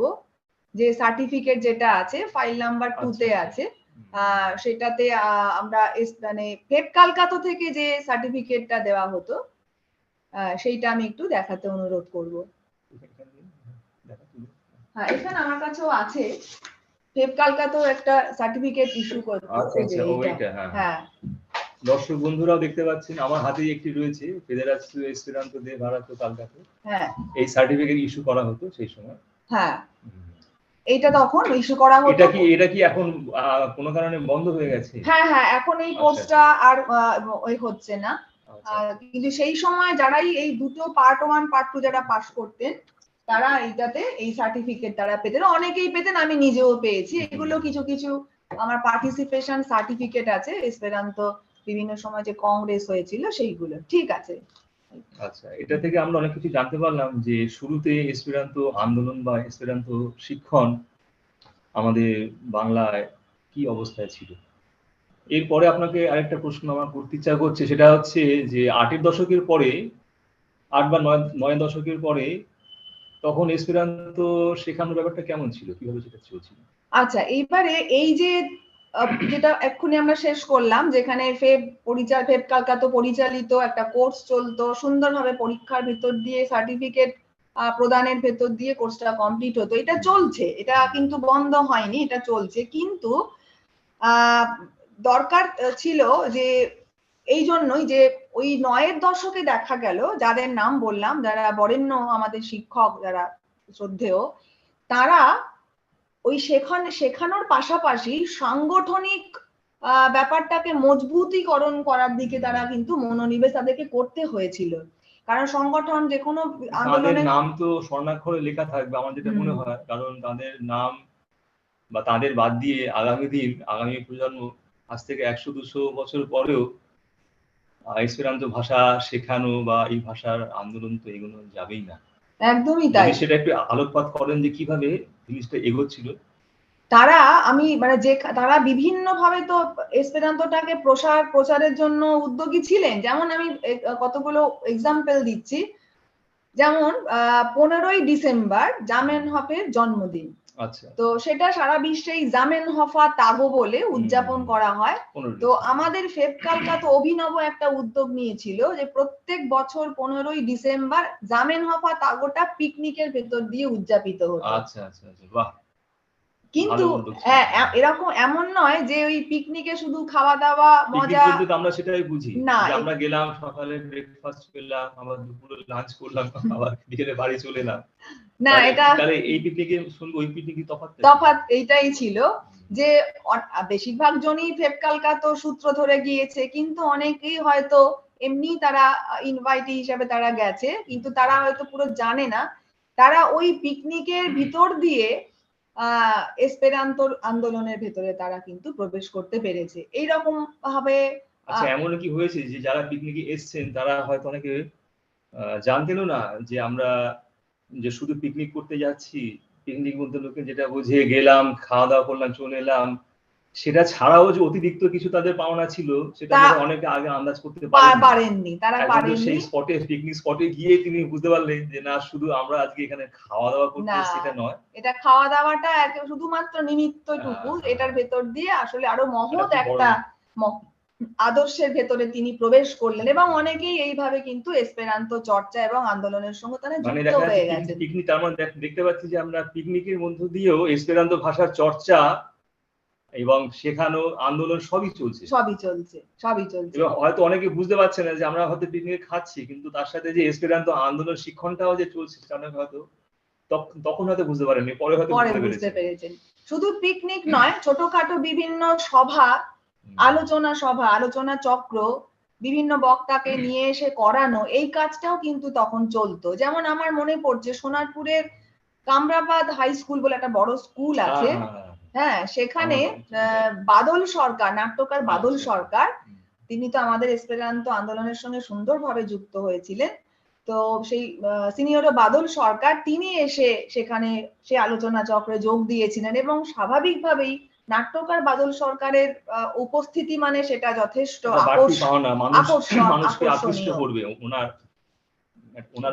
উপস্থিতিটাই একটা খুব আকর্ষণীয় ব্যাপার। ফলে সেই ধরনের আলোচনা চক্র, পিকনিক ইত্যাদির ভেতর দিয়ে কিন্তু এসপেরান্তোর সাংগঠনিক প্রসারণ ঘটানোর কাজটাও এই মানুষগুলি কিন্তু করছিলেন। তার সঙ্গে সঙ্গে শেখানোর কাজটাও চলছে। আমি নিজেও এই সময় যখন আমি 1989 সালে ওই ফেব কালকাতো পরিচালিত পার্ট 1 পার্ট 2 কোর্সটা তখন যেহেতু পাশ করে গেলাম, তখন আমি নিজেও এসপেরান্তোর সঙ্গে যুক্ত হয়ে বেশ কিছু বাংলা পত্রপত্রিকাতে এসপেরান্তো বিষয়ক কিছু মানে আর্টিকেল, প্রবন্ধ লিখলাম, বা এসপেরান্তোতে যে সাহিত্য রচনা করা যায় তার উদাহরণ হিসাবে আমি বাংলা কবিতা লেখার পাশাপাশি কিছু এসপেরান্তো কবিতাও লিখলাম, সেগুলো বিভিন্ন ম্যাগাজিনে সেগুলো আমি দিলাম। তো এখানে দেখতেই পাচ্ছ বা দেখতে পাচ্ছেন আপনারা সবাই যে আমি কয়েকটা পত্রিকা এখানে আমি দিয়েছি, যেখানে এসপেরান্তো ভাষা কি আন্তর্জাতিক ভাষা সম্ভব কিনা, এসপেরান্তো আন্দোলনটা কি, অর্থাৎ এসপেরান্তোটা কি। সেই সময়ে তো এত ইন্টারনেটের প্রচলন ছিল না যে লোকে সার্চ করে সঙ্গে সঙ্গে দেখে ফেলবে বা দেখে নেবে কি, ফলে এটা জানানোটা একটা খুব বড় ব্যাপার ছিল। শেখানোর আগে তো আমাকে জানাতে হবে। সেই কাজটা এই বিভিন্ন আর্টিকেল লেখা ইত্যাদি ভেতর দিয়ে আমি করার চেষ্টা করেছিলাম। ফলে সেই পর্বটাও চলছিল, মানে ওই 8 থেকে 9, আবার 9-এর পরের যে দশকটা অর্থাৎ 90, 91, 92 যে দশকটা, এই সঙ্গে খুব সমান্তরাল ভাবে দুটো কাজ চলছিল, সাংগঠনিক কাজ এবং মনে হয় যে পশ্চিম বাংলায় বা কলকাতা বা আশপাশ এলাকাতে বা শুধু কলকাতার মধ্যে এখনো বোধহয় অর্ধেকের বেশি মানুষ এসপেরান্তো ভাষার নামটা হয়তো শোনেননি, দুর্ভাগ্যজনকভাবে। এটা বলতেও খুব খারাপ লাগছে, কিন্তু এটা অপ্রিয় হলেও কথাটা খুব সত্য, খুবই সত্য। সেই জানানোর কাজটা কিন্তু ওই দশকে খুব ভালোভাবে চলছিল, পোস্টার লিখে এটা ওটা করে বিভিন্ন ভাবে কিন্তু এটা চলছিল। এখান থেকে আমরা বুঝতে পারছি ঠিক কবে থেকে আপনি এসপেরান্তো শেখার কাজে যুক্ত হলেন, ঠিক কোন সময় শেখানো যেটা না, এসপেরান্তো কিভাবে? এইটা ঠিক বলার মতো নয় যে আমি ঠিক দিনক্ষণ বলতে পারবো না। তার কারণ হচ্ছে যে খুব হিসেব কষে বা খুব পরিকল্পনা করে যে আমি এই বছর থেকেই বা এই সময় থেকেই যে আমি এসপেরান্তো শেখাবো এইরকম একটা সংকল্প নিয়ে যে এগিয়েছি তা কিন্তু মোটেও নয়। প্রথম কথা হচ্ছে এসপেরান্তোটা খুব ছোট থেকে আমার রক্তের ভেতর চলে এলো এই জন্যই যে যখন ক্লাস 6-7-এ পড়ি তখন অন্যান্য স্কুল পাঠ্য বিষয়ের সঙ্গেই আমি এসপেরান্তোটা করতাম। এমন না যেটা আলাদা একটা ভাষা শিখতে হবে, আমাকে খুব সময় দিতে হবে, খুব এফর্ট দিতে হবে, তা কিন্তু নয়। আমি রোজ 15 মিনিট এসপেরান্তো করতাম, রোজ। এসপেরান্তো শিখতে গিয়ে তাতে নিজের পড়াশোনার কোনো না, পড়াশোনার কোনো ক্ষতি হয়নি। তো এই শিখতে শিখতে এই ভাষাটা আমার কাছে মাতৃভাষার মতো খুব আদরণীয়, খুব আদরের, খুব আন্তরিক ভাষা হয়ে উঠেছিল। কারণ এটা আগামী দিনে যারা এসপেরান্তো শিখবেন তাদের জানা উচিত। অনেকে হয়তো ভাবতে পারেন যে এসপেরান্তো শিখতে গিয়ে আমার হয়তো একাডেমিক ক্যারিয়ারের ক্ষতি হতে পারে, আমার মূল পড়াশোনার হয়তো ক্ষতি হতে পারে। তাদের জন্য আমরা এটা বলতেই পারি যে কখনোই সেটা নয়, বরঞ্চ সে একটা বেনিফিটই পাবে। আমি আজকে এসপেরান্তো শিখছি তার মানে এই নয় যে আমার মূল পড়াশোনাটার ক্ষতি হয়ে গেল, না না, একদমই নয়। এসপেরান্তো ভাষা বরঞ্চ অন্যান্য ভাষা শিখতে সাহায্য করে। বিশেষ করে আমরা তো স্কুলে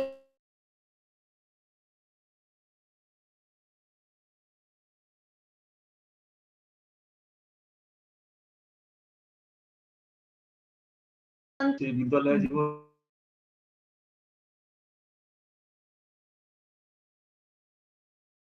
একটি ওয়ার্ড মনে পড়ে যাচ্ছে, সেটা হচ্ছে এসপেরান্তোতে ইংরেজিতে ছিল জায়ান্ট। তো জায়ান্টের শব্দের বাংলা মানে আমার তখন ঠিক মনে আসছিল না। আমি চিন্তা করছি এসপেরান্তোতে পড়েছিলেন গিগান্ত। আমি সেখান থেকে ধরলাম যে তাহলে এইভাবে দেখেছি আমি যতটুকু শিখেছি এসপেরান্তো কিন্তু আমাকে সাহায্যই করেছে, কখনো কোনো শিক্ষায় বাধা হয়ে দাঁড়ায়নি যে আমি এটা শিখছি মানে আমার বাধা হয়ে দাঁড়াচ্ছে। না না, এসপেরান্তো কখনো বাধা দূর করার জন্যই যার আবির্ভাব, সে কোনো কিছুতেই বাধা দেবে না। তো ফলে এসপেরান্তোর ভেতর থেকে আমি যেগুলো পেয়েছিলাম তার সহজ সরলতা এবং সেই ভাষার ভেতর দিয়ে খুব সুন্দরভাবে নিজেকে প্রকাশ করা কবিতায় বা লেখালেখির ভেতর দিয়ে, এই যে আনন্দটা, এবং সব থেকে বড় কথা হচ্ছে যে আমরা অবশ্যই সেটা আছে। এবং সেই সময় এসপেরান্তো ভাষার ভেতর দিয়ে যেন মনে হতো যে আমি আমার নিজের জীবনের, আমার বেঁচে থাকার সীমানাটাকে অনেক দূর বাড়াতে পেরেছি। তো আমি জাস্ট কতগুলো উদাহরণ হিসাবে দেখাতে বলবো যে আমরা 1989 সাল থেকেই আমাদের বাড়িতে অনেক বিদেশি এসপেরান্টিস্টদের পাই। এইটা আমাদের পক্ষে আমাদের চিন্তা ভাবনা, চেতনার, আদর্শ সবকিছুর সঙ্গে জড়িয়ে ছিল এই যে আন্তর্জাতিকতা বোধ যেটা এসপেরান্তো আমাদেরকে দিয়েছিল। আমাদের প্রচুর বন্ধু এসেছেন, যেমন পোল্যান্ড থেকে এসেছেন ইওয়াকিম ভেটদিন, জাপান থেকে এসেছেন হিরোমাসা ইয়ামাগুচি, নিউজিল্যান্ড থেকে এসেছেন ব্র্যাডলি ম্যাকডোনাল্ড, ডেনমার্ক থেকে এসেছেন গেয়র্গ লিসপিয়েক, তখন তার বয়স 75 বছর, ফিনল্যান্ড থেকে মাত্তি লাতিনেন এসেছেন, জার্মানি থেকে এসেছেন মার্টিন। তো এই যে একটা আন্তর্জাতিক আবহাওয়া তৈরি করা, এইটা এসপেরান্তো মানে আমাদেরকে, এতগুলো আলাদা আলাদা দেশের মানুষের সঙ্গে কথা বলতে পারলাম এইটা মাত্র খুব বড় একটা ভাষার ভাষা, মাধ্যমে। এই এটা কিন্তু একটা খুব বড় জিনিস। বড় জিনিস এইটা। আমাকে 5খানা ভাষা শিখতে হলো না। ব্র্যাডলি, আমাদের ব্র্যাডলি খাচ্ছেন, হ্যাঁ, নিউজিল্যান্ড থেকে এসেছেন। নিউজিল্যান্ডে। হ্যাঁ, ইনি আচ্ছা। হচ্ছে গেয়র্গ, ইনি হচ্ছেন না, আমাদের লাটভিয়া। আন্তানাস গোভিলদিস, ইনি লিথুয়ানিয়ান লিথুয়ানিয়া। লিথুয়ানিয়ান ভদ্রলোক, হুম। পেশায় তিনি শিক্ষক। এই হিরোমাসা ইয়ামাগুচি, আচ্ছা, হিরোমাসা জাপানি। ইয়ামাগুচি জাপানের একজন টিচার। জাপানি শেখানো তার দরকার পড়লো না। হ্যাঁ, হিরোমাসা এটাও আমাদের অনেক বাড়িতে অনেক পুরনো অনেক ছবি দেখে পুরাতন মনে হচ্ছে। ছবি, মানে 89 থেকে তারা আসা যাওয়া করতেন, আমাদের এসপেরান্টিস, প্রত্যেকেই কিন্তু এরা এসপেরান্টিস। আর বাঁদিকে ছবিটা কি আপনার? হ্যাঁ, আমারই ছবি। আচ্ছা আচ্ছা, অনেক দিনকার ছবি। এখানে এখানে বসে আমরা দেখতে আছেন পাচ্ছি ওলগা, রাশিয়ান দুজন এসপেরান্টিস্ট এরা, ওলগা। এরা একটু পরের দিকে এসেছেন, একটু 2001-4 এই সময় তারা এসেছেন। ওলগা, এরা দুই বন্ধু এসেছেন রাশিয়া থেকে। আচ্ছা, এখানে ওলগাই রয়েছে। এরা ছিলেন আমাদের বাড়িতে অনেকদিন। মানে এসপেরান্তোর সাহায্যে সারা পৃথিবীর মানুষ আমরা এক জায়গায় আসতে পেরেছি, যেটা আমাদের লক্ষ্য। সারা পৃথিবীর মানুষকে একত্রিত করা, ঠিক একত্রিত করা, এইটা পরিবারের যে মনোভাব, একটা পরিবারের মধ্যে আমরা অন্তর্ভুক্ত হতে পারছি। হ্যাঁ, খুব বড় জিনিস। তো এই ধরনের, আমি এই কথাগুলো এই জন্যই বলতে চাইছি যে এসপেরান্তো আমাকে যে এতগুলো বোধ দিয়েছে, যে মনোভাব দিয়েছে, যে মনোভাবটা শুধু আমার একার বলবো না, যারা আমাদের এই আন্দোলনের সঙ্গে যুক্ত আছেন প্রত্যেকেই কিন্তু একটা আদর্শ বা একটা পথ তারা দিয়ে যায়। এটা হচ্ছে মাত্তি লাতিনেন, ফিনল্যান্ডের মাত্তি লাতিনেন। সেই পথটা সেই সময় যারা ফেব কালকাতাতে ছিলেন বা এখনো যারা আছেন, যারা এসপেরান্তো চর্চা করেন, তারা প্রত্যেকেই সেই আদর্শে চলছিলেন।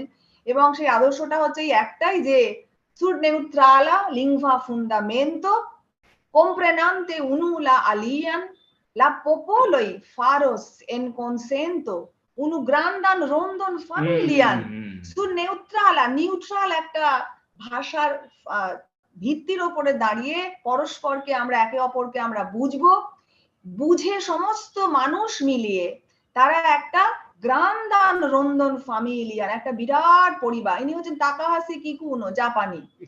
তাকাহাসি অপূর্ব আঁকতেন, উনি আঁকা পাঠাতেন।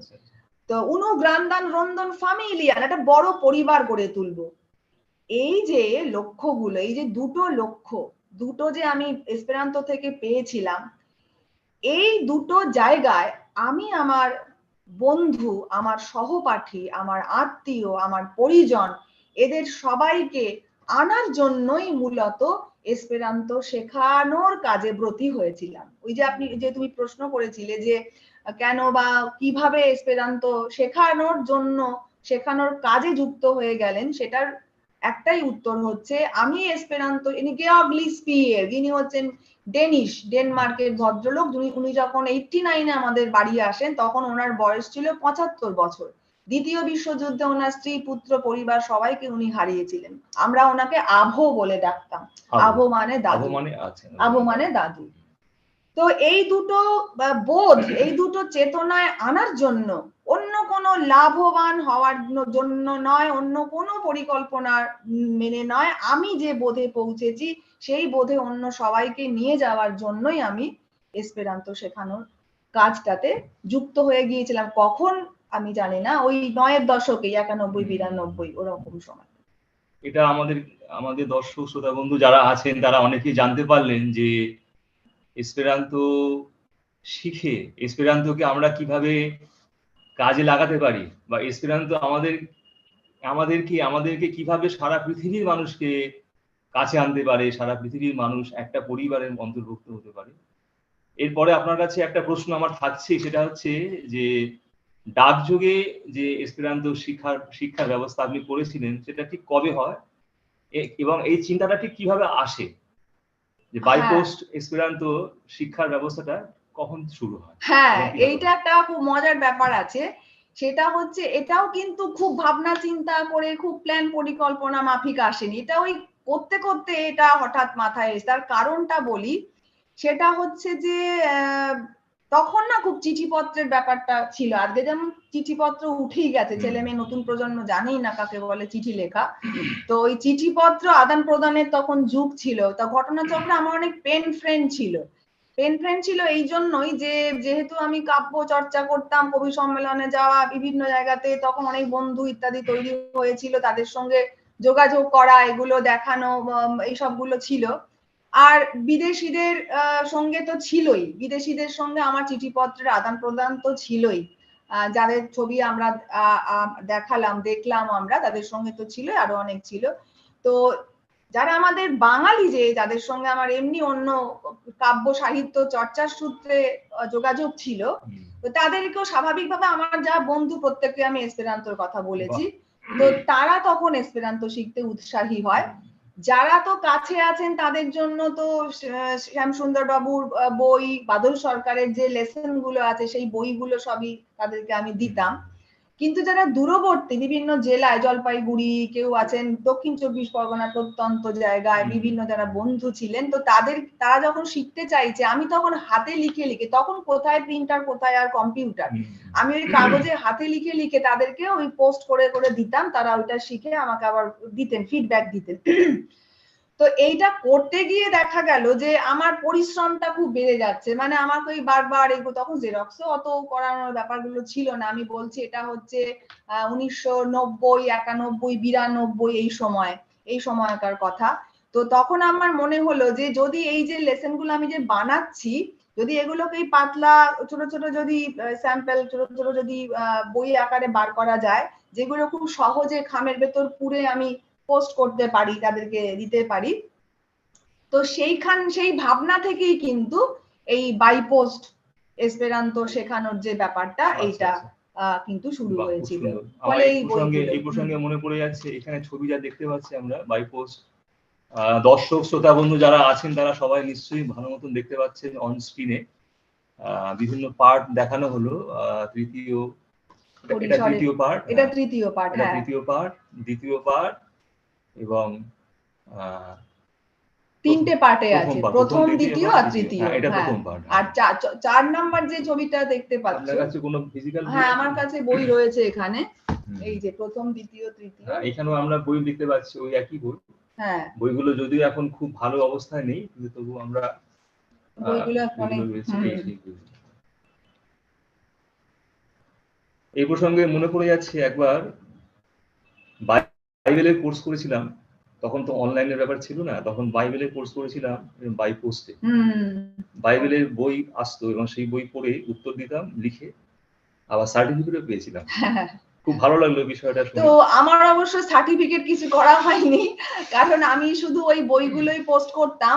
আর হ্যাঁ, এটা একটা ছিল যে প্রত্যেকটা বইয়ের, আমি এখানে যদি ছিঁড়ে না ফেলে থাকি তাহলে এখানে থাকবে, প্রত্যেকটা বইয়ের পিছন দিকে আমি একটা করে ওই কোশ্চেনিয়ার তৈরি করে রাখতাম।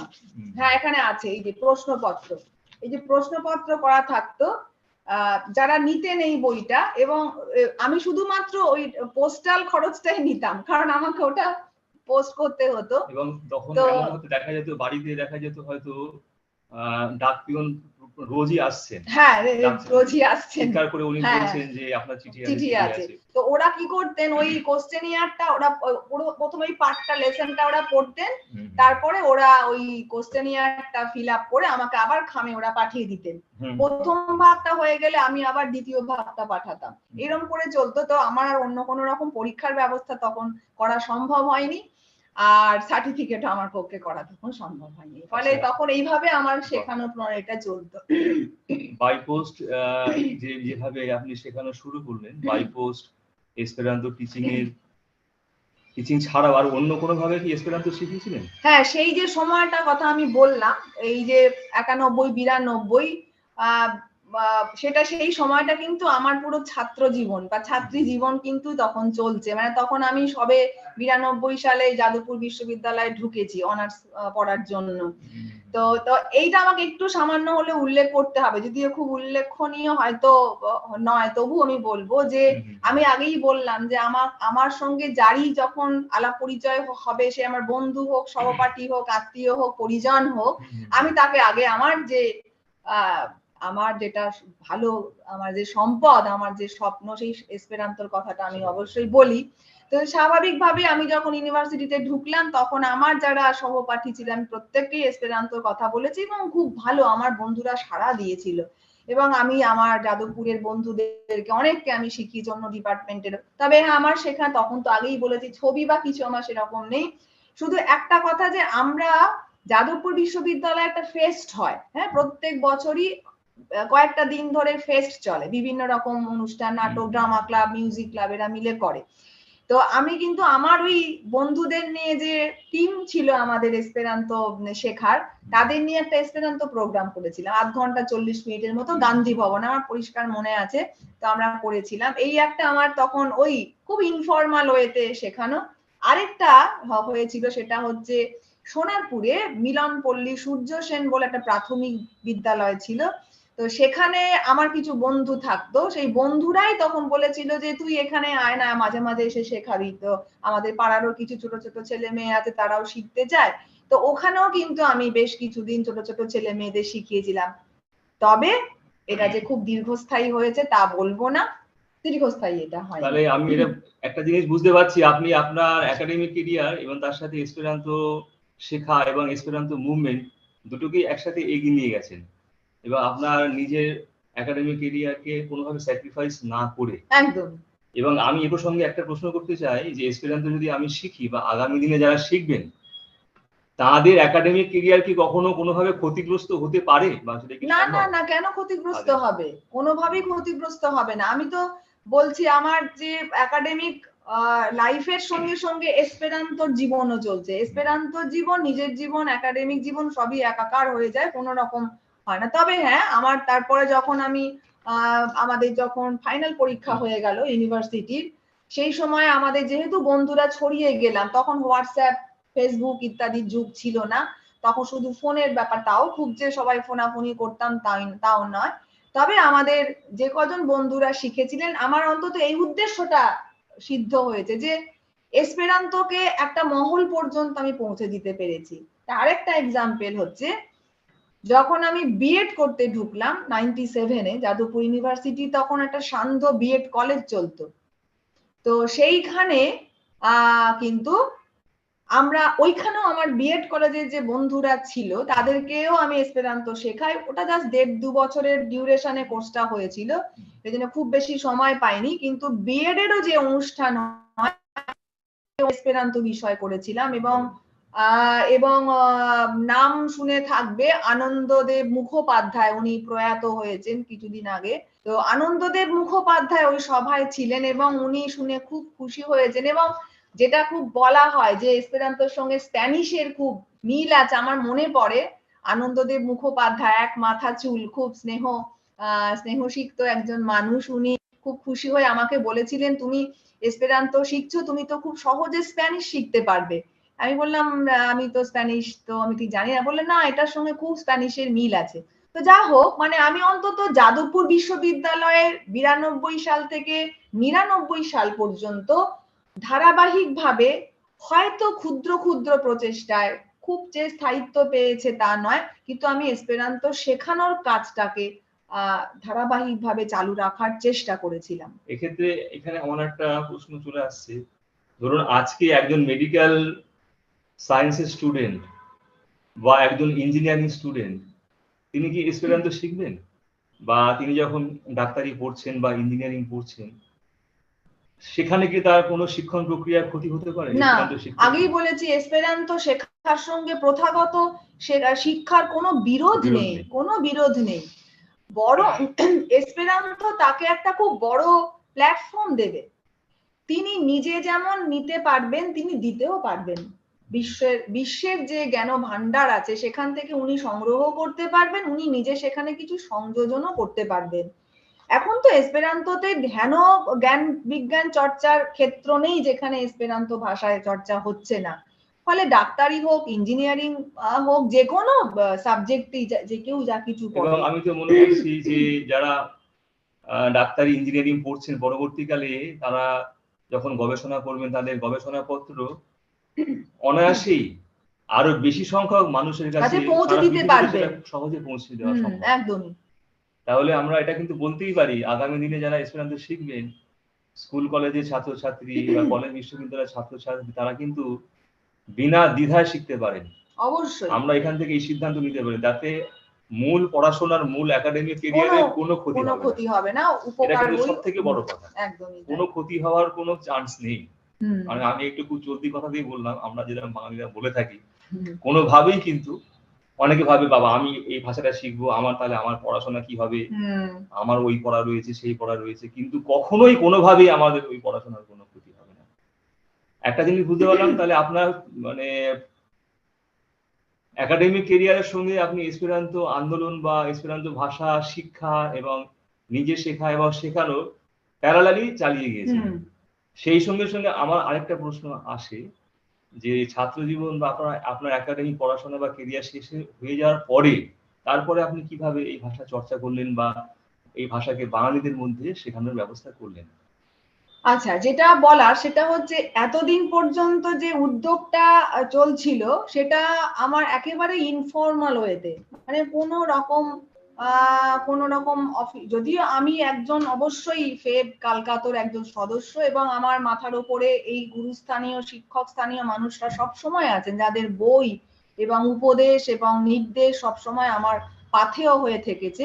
তবু আমার যে এই যেগুলো গল্প করলাম যে এই পর্বের, সেখানে কোনো রকম প্রাতিষ্ঠানিক ব্যাপার কোনো আগেই বললাম যে আমার কোনো পরীক্ষা বা সার্টিফিকেট দেওয়া এরকম কিছু ব্যবস্থা ছিল না। এবং যতদূর আমার মনে হয় এই সময় আমাদের বঙ্গবাসী কলেজ বা লোরেটোতে যে এর আগে যে 8 বা 9 দশকের শুরুতে যে কোর্সগুলো চলছিল তখন কিন্তু সেগুলো আর অতটা অ্যাক্টিভ বা সক্রিয় ছিল না বিভিন্ন কারণে।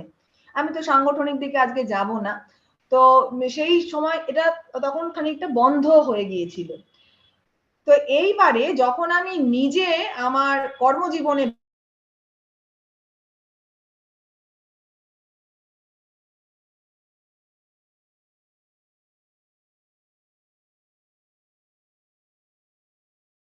শিক্ষকতার কাজে ওইখানে ওই কলেজ আছে যেখানে আমি প্রাতিষ্ঠানিক ভাবে একটা ইনস্টিটিউশনকে সেন্টার করে এমন কিছু একটা কোর্স চালু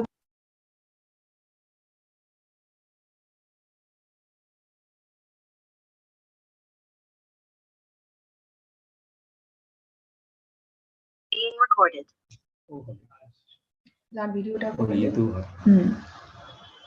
ভিডিওটা করে দে ম্যাম আপনাদের। হ্যাঁ, তো ফলে আমি ওই আমাদের কলেজে ধ্রুবচাঁদ হালদার কলেজে এই সুযোগটা প্রথম এলো একটা সেমিনার অর্গানাইজ করার ভিতর দিয়ে। 2017 সাল, এই 17 সালটা আমরা দেখেছি যে ইউনেস্কো তারা এটাকে মানে 100তম মৃত্যু শতবার্ষিকী জামেনহপের এই দিবস হিসাবে ওরা ঘোষণা করে। সেন্তা মোর্তো তাগো বলে এটা ঘোষণা করছে তারা। কারণ জামেনহপ 1917 সালে এপ্রিল মাসে তিনি দেহত্যাগ করেন, 17ই এপ্রিল। তো সেই 2017-তে সেটার 100 বছর পূর্তি হয়। তো ইউনেস্কো এইটা যখন ঘোষণা করে তো সেইটা পালন করার জন্য আমি আমাদের কলেজ থেকে উদ্যোগ নিলাম, অবশ্যই ফেব কালকাতোর কোলাবোরেশনে। তো ফেব কালকাতো এবং আমাদের কলেজের যিনি অধ্যক্ষ আছেন ডক্টর সত্যব্রত সাহু, ওনার খুবই উৎসাহ এইসব বিষয়ে, বিভিন্ন রকম অন্যান্য কোর্স চালু করার বিষয়ে। তো তাদের এই উভয়ের সহযোগিতায় আমরা 26শে এপ্রিল 2017 সালে কলেজে একটা সেমিনার আয়োজন করলাম। বেশ বড় করে আমরা সেমিনার আয়োজন করলাম এবং এটাই ছিল আমাদের কলেজ কেন সমগ্র দক্ষিণ 24 পরগনায় প্রথম এসপেরান্তো নিয়ে একটা ওই যেটা বললাম আন্দোলন আন্দোলনের একটা সূচনা কাল বলা যেতে পারে। সেখানে উপস্থিত ছিলেন ফেবের তৎকালীন secretary Samaresh Chakraborty, president Prithwish Patranabish, doctor Sarbajit Basu, Arun Bhattacharya, আমাদের কলেজের অধ্যক্ষ তো ছিলেনই, ডক্টর সত্যব্রত সাহু মহাশয় ছিলেন। আমরা সেখানে এসপেরান্তো নিয়ে অনেক অনেক বিষয় আলোচনা আমরা সেখানে আয়োজন করতে পেরেছিলাম। ছাত্রছাত্রী, শিক্ষক শিক্ষিকা প্রত্যেকেই এই নতুন একটা কোর্স বিষয়ে তারা এতটাই উৎসাহী হয়ে উঠেছিল যে আমরা কি করলাম, তারপরে পরে একদম 26 এপ্রিল সেমিনারটা হলো, তার পরেই একদম এপ্রিলটা হলো না, মে মাস থেকে 2017 সালের মে মাস থেকে আমরা ক্লাস শুরু করলাম। মানে প্রত্যেকটা শনিবার দিন বিকেল বেলা 1 ঘন্টা করে ছেলে মেয়েদের নিয়ে ক্লাস করানো হতো। ছেলে মেয়েরাও খুব উৎসাহী, এখানে ছবিতে দেখতেও পাই, এরা কিন্তু আমাদের সবাই আমাদের ছাত্রছাত্রী, বিভিন্ন ডিপার্টমেন্টের, ইংলিশ, বাংলা, হিস্ট্রি, বিভিন্ন ডিপার্টমেন্টের ছাত্রছাত্রীদের, তারা আমাদের খুব কালচারালি খুব স্ট্রং আমাদের কলেজের ছেলে মেয়েরা। তো তারা ওই গান বাজনা সবই কিন্তু এসপেরান্তো ভাষায় হয়েছিল। আমরা ডক্টর জামেনহপের আমরা যে কবিতা আছে বা আমাদের যে গান আছে, এলা মোহনদন ভেনিস নোভা সেন্তো, এই সমস্ত গানগুলো দিয়ে আমরা করেছিলাম। তো 2017 সালের মে মাস থেকে আমরা ক্লাস স্টার্ট করলাম, ছেলে মেয়েরা শিখতে শুরু করলো। তখন আমরা একটা এসপেরান্তো ক্লুবও মতন করেছিলাম। হ্যাঁ, তারাই আবার ওই সালেরই 15ই ডিসেম্বর, যেটা জামেনহপা তাগো বলি আমরা, ওই জামেনহপা তাগোটা ওই যারা যে ছেলে মেয়েরা শিখছিল তাদেরকে দিয়ে আমরা জামেনহপা তাগো উদযাপন করালাম ওই বছর 2017 সালে। সেখানে উপস্থিত ছিলেন, এখানে ছবিতে দেখতে পাচ্ছেন, যাদবপুর বিশ্ববিদ্যালয়ের আমাদের বাংলা বিভাগের এবং অবশ্যই লিঙ্গুইস্টিক্স এর খুব প্রথিত যশা অধ্যাপক ডক্টর উদয় কুমার চক্রবর্তী। উদয় কুমার চক্রবর্তী ডান দিকে বসে আছেন, মাঝখানে আমাদের অধ্যক্ষ মহাশয় ডক্টর সত্যব্রত সাহু আছেন, আর একদম এই পাশে বাঁদিকে রয়েছেন ফেবের সেক্রেটারি শ্রী সমরেশ চক্রবর্তী। এবং আমরা ওই জামেনহপা তাগো উদযাপন করি। ডক্টর উদয় কুমার চক্রবর্তী ভাষাটা সম্পর্কে আরো অনেক কিছু কথা বলেন। খুব সুন্দর সমৃদ্ধ হয়েছিল আমাদের সেই আলোচনা। এইভাবে এই প্রথম আমার উদ্যোগ, মানে আমার কলেজ এবং ফেব কলকাতা যৌথ উদ্যোগে, যেটাকে বলা হয় প্রাতিষ্ঠানিকভাবে একদম প্রথাসিদ্ধভাবে অফিসিয়ালি যাকে বলে এসপেরান্তো শেখানোটা শুরু হলো 2017 সালের মে মাস থেকে। আচ্ছা, এইটা আমরা সবাই জানলাম এবং যারা দর্শক শ্রোতা বন্ধু আছেন তারাও জানতে পারলেন আপনাদের কলেজে দুঃখিত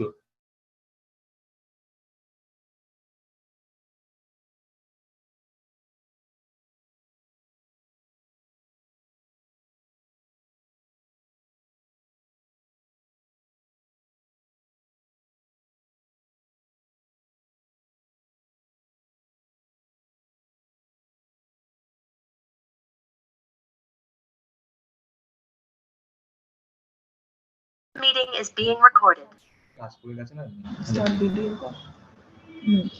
তো এইটা তো অসম্ভবের কিছু নয়, তার কারণ কোভিড এর সময় আমাদের তো সবকিছু অনলাইনে, আমাদের আপনাদের কথাটা মাঝে কেটে গিয়েছিল, লাস্ট 10 সেকেন্ড আমরা কিছু শুনতে পাইনি, একটু যদি আরেকবার রিপিট করেন। আচ্ছা। তো 2017 সালের 26 এপ্রিল আমরা এসপেরান্তো সেমিনারটা করেছিলাম। এসপেরান্তো সেমিনারটা এতটাই সফল হয়েছিল এবং সকলেই এত উদ্বুদ্ধ হয়েছিল, অনুপ্রাণিত হয়েছিল যে বক্তারা ছিলেন ফেব কলকাতার বিভিন্ন পদস্থ যারা ছিলেন, শিক্ষক স্থানীয় যারা ছিলেন, তাতে আমাদের ছাত্র এবং শিক্ষক উভয়ই অত্যন্ত আগ্রহের সঙ্গে এসপেরান্তো শিখতে শুরু করলেন। মানে 2017 মে মাস থেকেই বস্তুত আমরা এসপেরান্তো শেখানো শুরু করলাম। প্রত্যেক শনিবার করে আমরা 1 ঘন্টার ক্লাস করতাম, ছেলে মেয়েরা শিখতে আমি এবং আমাদের স্বাভাবিক বই ছিল শ্যামসুন্দর পাল মহাশয়ের বই, বাদল সরকারের বই, আমার ওই 3টি বাইপোস্ট যে বই ছিল, এইগুলো কিছু বইয়ের সাহায্য নিয়ে আমরা শেখানোটা শুরু করেছিলাম। এবং এই এসপেরান্তো যে ক্লুবও তৈরি হয়েছিল সেই সময়, সেই ছেলে মেয়েরাই কিন্তু একটা অনুষ্ঠান করলো ওই 2017 15ই ডিসেম্বর, জামেনহপা তাগো, 15ই ডিসেম্বর জামেনহপের জন্মদিন, সেখানে তারা অনুষ্ঠান করলো। আমরা একটা ওয়ার্কশপ আমরা আয়োজন করলাম সেই ওয়ার্কশপে উপস্থিত ছিলেন আমাদের যাদবপুর বিশ্ববিদ্যালয়ের বাংলা বিভাগ এবং লিঙ্গুইস্টিক্স এর প্রথিতযশা অধ্যাপক ডক্টর উদয় কুমার চক্রবর্তী, আমাদের ফেপ ক্যালকাটা সেক্রেটারি শ্রী সমরেশ চক্রবর্তী মহাশয় এবং আমাদের অবশ্যই আমাদের principal sir doctor Satyabrata Sahu উপস্থিত ছিলেন। ছেলেমেয়েরা সেখানে, ছেলে মেয়েদের দিয়ে আমি সেখানে এসপেরান্তো নাটক করিয়েছি, গান তো করেইছে তারা। এবং হ্যাঁ, লাভ হইও জামেনহফ সাহেবের লেখা লাভ হইও ত্রাদেনসা মাল্লুমো, যেটা দিয়ে অনুষ্ঠান শুরু করেছো। ওরা ছেলেমেয়েরা এই কবিতা, এই গান, নাটক এসপেরান্তো ভাষায় তারা কিন্তু সেখানে তারা পারফর্ম করেছিল। তো এইভাবে আমাদের এসপেরান্তো যাকে বলে অফিসিয়ালি একটা প্রাতিষ্ঠানিকভাবে ফর্মালি একটা যে তৈরি করা একটা এসপেরান্তো শেখানোর যে কাজটা, সেই কাজটা ওই 2017 সাল থেকেই শুরু হয়েছিল। দক্ষিণ 24 পরগনায় সেই প্রথম এসপেরান্তোর নাম হয়তো মানুষজন তখন শুনলো। আমাদের ছাত্রছাত্রীরা খুব উৎসাহী ছিল এসপেরান্তো শেখানোর। এইটা একটা আলাদা পর্ব তৈরি হলো। এসপেরান্তো শেখার, ভাষা শেখার বই বোধহয় আমাদের বাংলায় বা পশ্চিম বাংলায় খুব একটা বেশি অ্যাভেলেবেল নয়। তবুও আমি জানতে চাইছি যে শ্যামসুন্দর বাবুর যে বইগুলি রয়েছে, তার সাথে নাট্যকার, প্রখ্যাত নাট্যকার বাদল সরকারেরও কিছু বই রয়েছে বোধহয়, যেগুলো হয়তো বাঙালিদের এসপেরান্তো শেখার কাজে বিশেষভাবে সাহায্য করে। হ্যাঁ, একদমই। আপনারা আপনাদের কলেজে সার্টিফিকেটও বোধহয় অতিমারিতে যেটা একটা প্রসঙ্গ এসেছিল যে অতিমারিতে আমরা কিভাবে এসপেরান্তো শেখানোর কাজটাকে ধারাবাহিকভাবে রেখেছিলাম, সেটা হচ্ছে যে এই যে 2017 থেকে চলতে শুরু করলে, তারপর আমরা জানি 2020 সালে আকস্মিকভাবে এই মহামারী অতিমারি শুরু হলো। তাতে কিন্তু আমাদের এই কার্যকলাপ থেমে থাকেনি, বরং বলবো যে অতিমারিতে কিন্তু আমাদের জন্য একটা আলাদা রাস্তা খুলে গেল। তখন সমস্ত কিছুই অনলাইনে হতো, অনলাইনে আমাদের সমস্ত ক্লাসগুলো হতো অন্যান্য কোর্সের।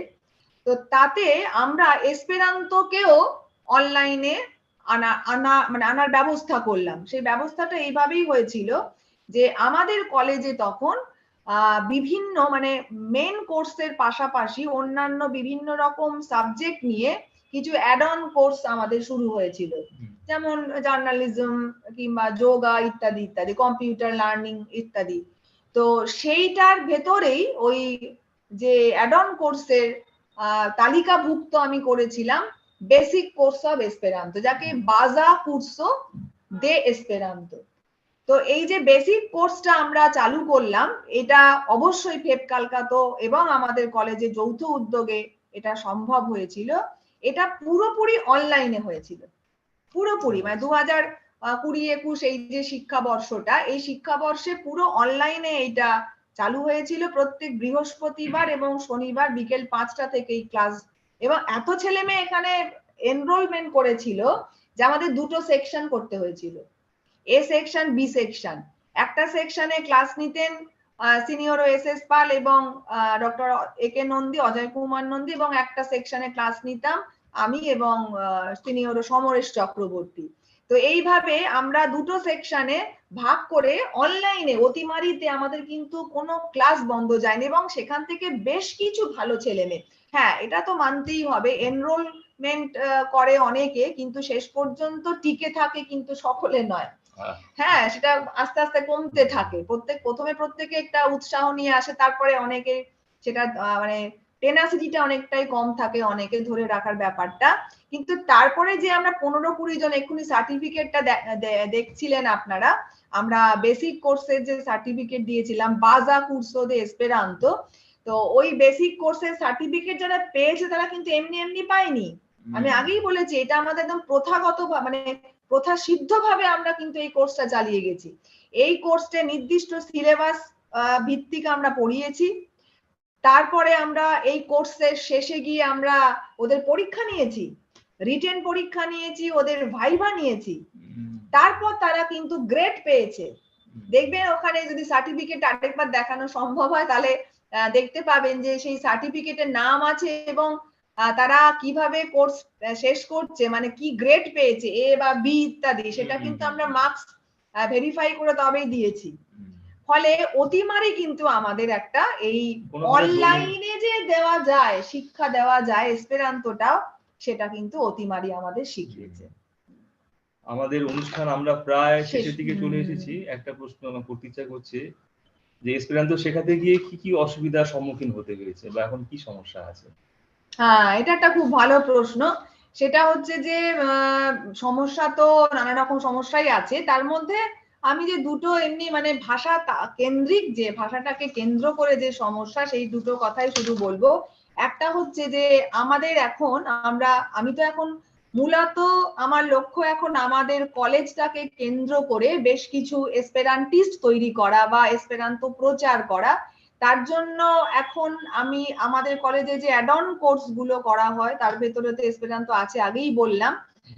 তো সমস্যাটা হচ্ছে এইখানে, এখন সেমিস্টার সিস্টেম চলে, এখন অ্যানুয়াল সিস্টেমটা নেই, বছরে দুটো করে সেমিস্টার হয়। তো আমরা ঠিক করেছি দুটো সেমিস্টারের ভেতরে দুবার করে রিপিট হবে, মানে একটা কোর্স 2 টাইমস আসবে। তো দুবার করে আসা মানে তার মানে আমাদের সময়কালটা খুব ছোট, এবং অ্যাড অন কোর্সের ইউজিসি রেকমেন্ডেড যে অ্যাড অন কোর্সের যে এই ব্যাপারটা আছে, তাতে ওরা নির্দিষ্ট 30 ঘন্টা বা 32 ঘন্টার একটা ক্লাস ওরা অ্যালট করতে বলেন। তো আমার এখন সমস্যা ঠিক বলবো না, এটাও ওভারকাম করে ফেলবো আমরা, যে কতটা কম সময়ের জন্য উপযোগী এসপেরান্তো শেখানোর পদ্ধতি বার করা, কতটা আমরা সফল হব, সেটাই এখন আমাদের কাছে খুব বড় চ্যালেঞ্জ, সমস্যা না বলে বলা ভালো। কারণ বিদেশে আমরা শুনে থাকবে যে রেক্টা মেথডও বলে, ডাইরেক্ট মেথড বলে একটা মেথড আছে, যেটার ভেতর দিয়ে এসপেরান্তো শেখানো হয়ে থাকে। রেক্টা মেথডও না হোক, অন্তত এমন ভাবে কোর্স ফ্রেম করা বা এমন ভাবে আমরা প্রত্যেকটা ওই ঘন্টা পিছু বা দিন পিছু, পিরিয়ড পিছু সিলেবাসটাকে এমন করে ভাগ করে নেওয়া, যেটা আগে যেভাবে শেখাতাম, একটা বই নিয়ে অনেক দিন ধরে আমরা স্কোপ পাচ্ছি, অনেক দিন ধরে শেখাবো, এইটা নয়। এখন পুরো সময় বা টাইম ফ্রেমের ভেতর দিয়ে কিভাবে আমি হিসেব করে কোর্সটাকে নিয়ে যাব, এইটা একটা। আর দ্বিতীয় যেটা সবথেকে মূল যেটা সমস্যা, সেটা হচ্ছে বই, মানে ভালো লেরনো লিব্রো। আমি বলবো না যে বই নেই, আমরা বইগুলো আমরা পড়ে পড়েই এসেছি, আমাদের কাছে অবশ্যই শ্যামসুন্দর পাল মহাশয়ের বই দুটো আছে, বাদল সরকারের বই আছে, ইত্যাদি ইত্যাদি। প্রায় শেষ হয়ে গেছে, আমি ছোট করেই আমি এটা বলে দিই যে আমাদের কিছু এমন বই দরকার যে বইটার মধ্যে অনেক স্টাডি মেটেরিয়াল থাকবে, খুব সহজে আমরা এসপেরান্তোর ব্যাকরণ গুলোকে অতি সংক্ষিপ্ত ভাবে করতে পারবো। এটাই আমার কাছে আপনার কোনো স্বপ্ন আছে, কোনো ভবিষ্যৎ স্বপ্ন? মানে এসপেরান্তো শব্দটার ভেতরেই তো মুঠো মুঠো স্বপ্ন ভরা রয়েছে। কারণ যারাই এসপেরান্তো শিখতে আসবেন বা শুনবেন, এসপেরান্তো বিষয়ে বুঝতে আসবেন, আমি তো মনে করি সবাই যেখানে স্বপ্ন দেখতেই আসছেন। স্বপ্নটা কি সেটা আলাদা করে আজকে আর নতুন করে বলার কিছু নেই। আমার স্বপ্ন হচ্ছে প্রত্যেকটা মানুষকে এসপেরান্টিস্ট করে তোলা, তার মানে আশাবাদী করে তোলা। তার জন্য দরকার এসপেরান্তোর প্রসারতা ঘটাতে গেলে আমাদের দরকার, যেটা আমার খুব স্বপ্ন, যে এমন একটা দিন আসবে যখন স্কুল থেকে কলেজ, বিশ্ববিদ্যালয়, সমস্ত স্তরের ছেলে মেয়েদের ভেতরে আমরা ছোট ছোট কোর্স করে করে তাদেরকে আমরা এসপেরান্তো বিষয় অন্তত বেসিক যে নলেজটা, বাজার কুর্সো, প্রাথমিক জ্ঞানটুকু আমরা দিতে পারবো, এবং তারপরে তাদের যখন ইচ্ছা হবে আরো বেশি তার নলেজ বাড়াতে পারবে। এই আরেকটা স্বপ্ন বলে দিই, সেটা হচ্ছে ফেফকালকাতো যে কোর্সটা চালু রেখেছিল, ওই বলেছিলাম যে খুব সুন্দরভাবে, সেই কোর্সটা আমি চাইবো যে ফেফকালকাতো আবার শুরু করুক, যাতে আরো যারা আগ্রহী তারা ফেফকালকাতোর মাধ্যম দিয়ে পরীক্ষার ভেতর দিয়ে সার্টিফিকেট পেয়ে এসপেরান্তো শেখাটাকে আরো তাদের কাছে সফল করে তুলবে। অনেক অনেক ধন্যবাদ আপনাকে। আজকে আমরা অনেক বিষয় আমরাও জানতে পারলাম, আমাদের কাছেও অজানা ছিল, এবং আমাদের দর্শক শ্রোতা বন্ধু যারা রয়েছেন তারাও বোধহয় জানতে পারলেন। আমরা আজকে আমাদের অনুষ্ঠান এখানেই শেষ করলাম। নমস্কার। সালুতন, buenas noches al Jivi। আমরা অসাধারণ একটা আলোচনার মধ্যে দিয়ে গেলাম। আমরা দেখতে পেলাম যে শোভনা ম্যাম কত ক্ষুদ্র একটা প্রয়াস থেকে বিষয়টাকে কতখানি ব্যাপ্তির দিকে নিয়ে গিয়েছেন ওনার কলেজে, এবং তাছাড়াও কলেজের আগেও যখন উনি নিজেই স্টুডেন্ট, তখন সেই অবস্থাতে হাতে লিখে বই বানানো এবং সেটাকে ডাকযোগে পাঠানো, এটা তো মানে অসাধারণ একটা প্যাশন ছাড়া সম্ভবই নয়। ম্যাম আপনাকে অসংখ্য ধন্যবাদ। আপনাদের is being recorded.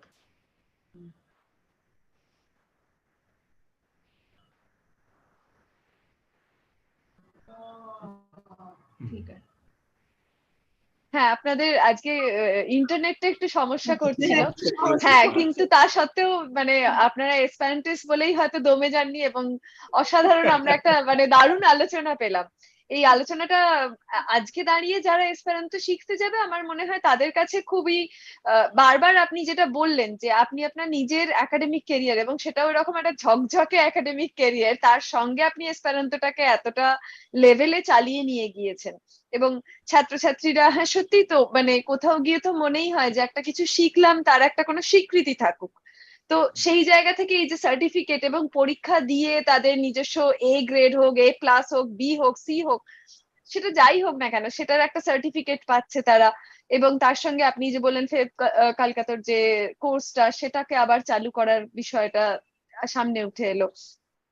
আমরা খুবই সমৃদ্ধ হলাম আপনাদের এই আলোচনা শুনে।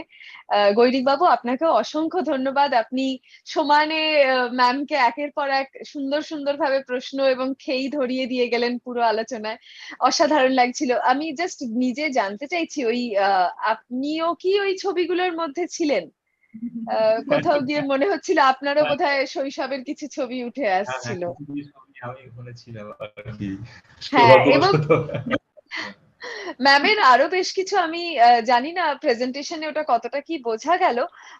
আপনার বেশ কিছু বিদেশ থেকে পাওয়া ডাকযোগে চিঠি এবং বিভিন্ন জায়গাকার সেখানে পোস্টাল স্ট্যাম্পস গুলো দেখতে পাচ্ছিলাম।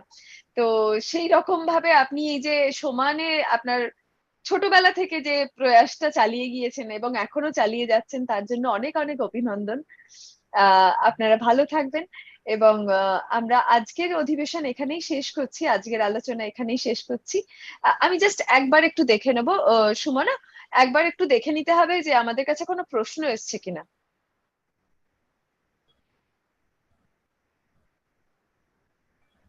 হ্যাঁ দেখিনি।